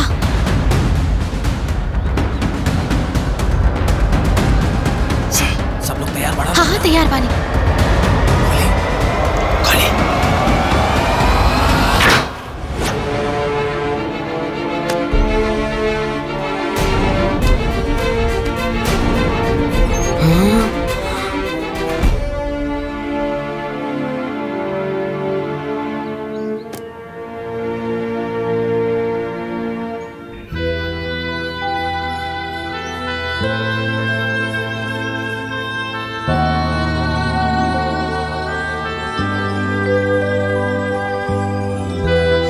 भैया और दीदी ये सब आप सब के हैं।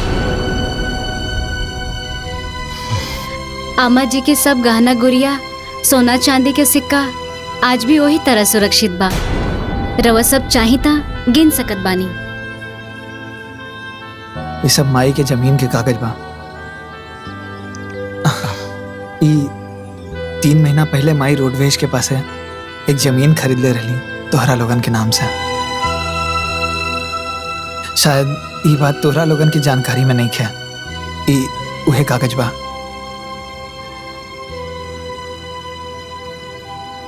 और ये अम्मा जी के बैंक के बैलेंस और ये FD के कागज है। ये सब आप सब के हैं। और भैया तोहरा के तो पता बा ना कि जब हमार माई मर गल रहनी त तू हमरा के गोद में ले आके बड़की माई के दे देले रहला। ये अनाथ का अगर केहू सहारा बनलस तो वो तुहे रहला भैया। और मजला भैया तो हमरा के कब्बो खुद से दूर ना कैली।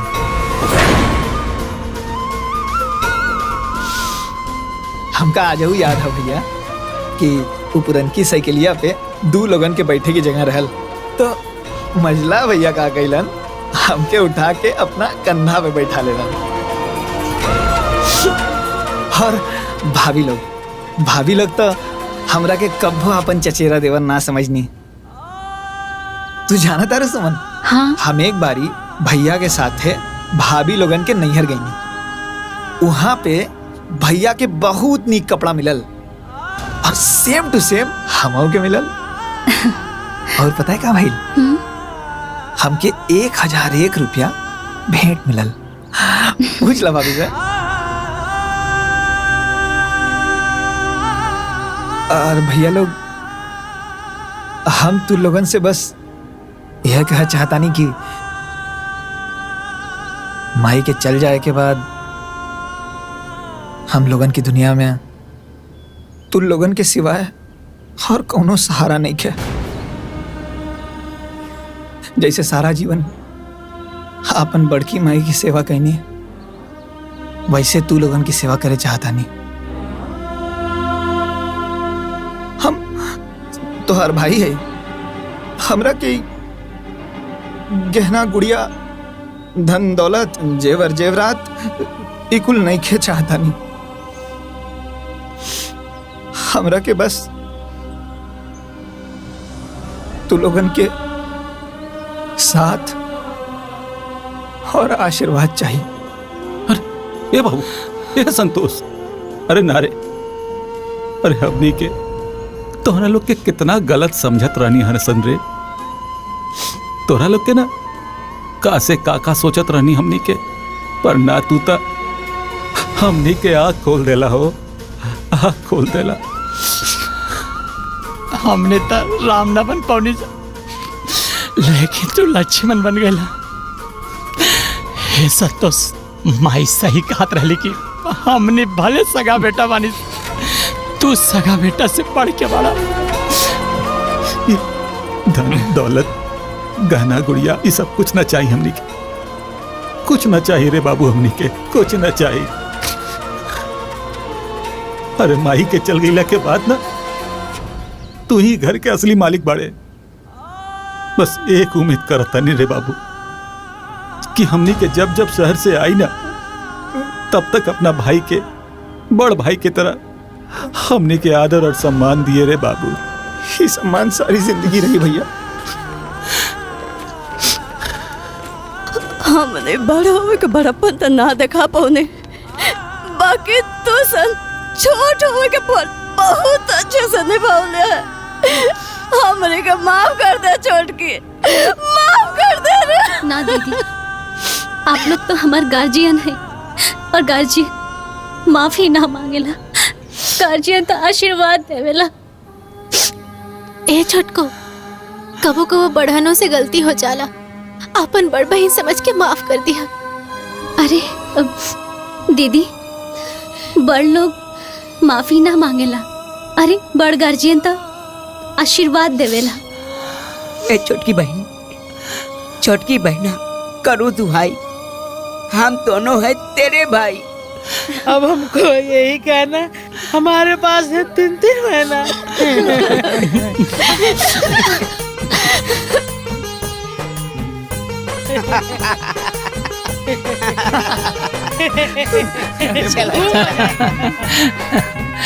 तब भैया अब कब आई लोग? अरे जब बुलाईबा लोग तब आ जाई। सही बात बा देवर जी, तोहनी सब बोलेबा तबे नु आए। अरे दीदी, एमे बुलावे के का बात बा, रवा लोग इनके आपन घर है, जब मन तब चलाई। हमनी के सेवा खातिर तैयार बानी जा।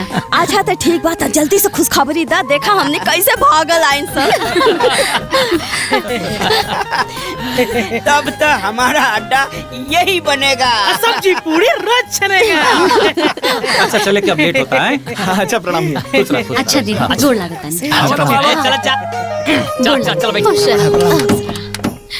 खुश रही खुश रही, अपन ख्याल रखिया। अरे हवा लोग लेट होता। चल चल, तू लोग अपन ध्यान रखिया, हाँ? और मौका मिले तो हमनी के लगे आइया। ए देवरानी जी, हमरे देवर जी के ख्याल रखिया, बच्चा रोए के ना चाहिए। अच्छा चला तक, bye bye bye bye bye by.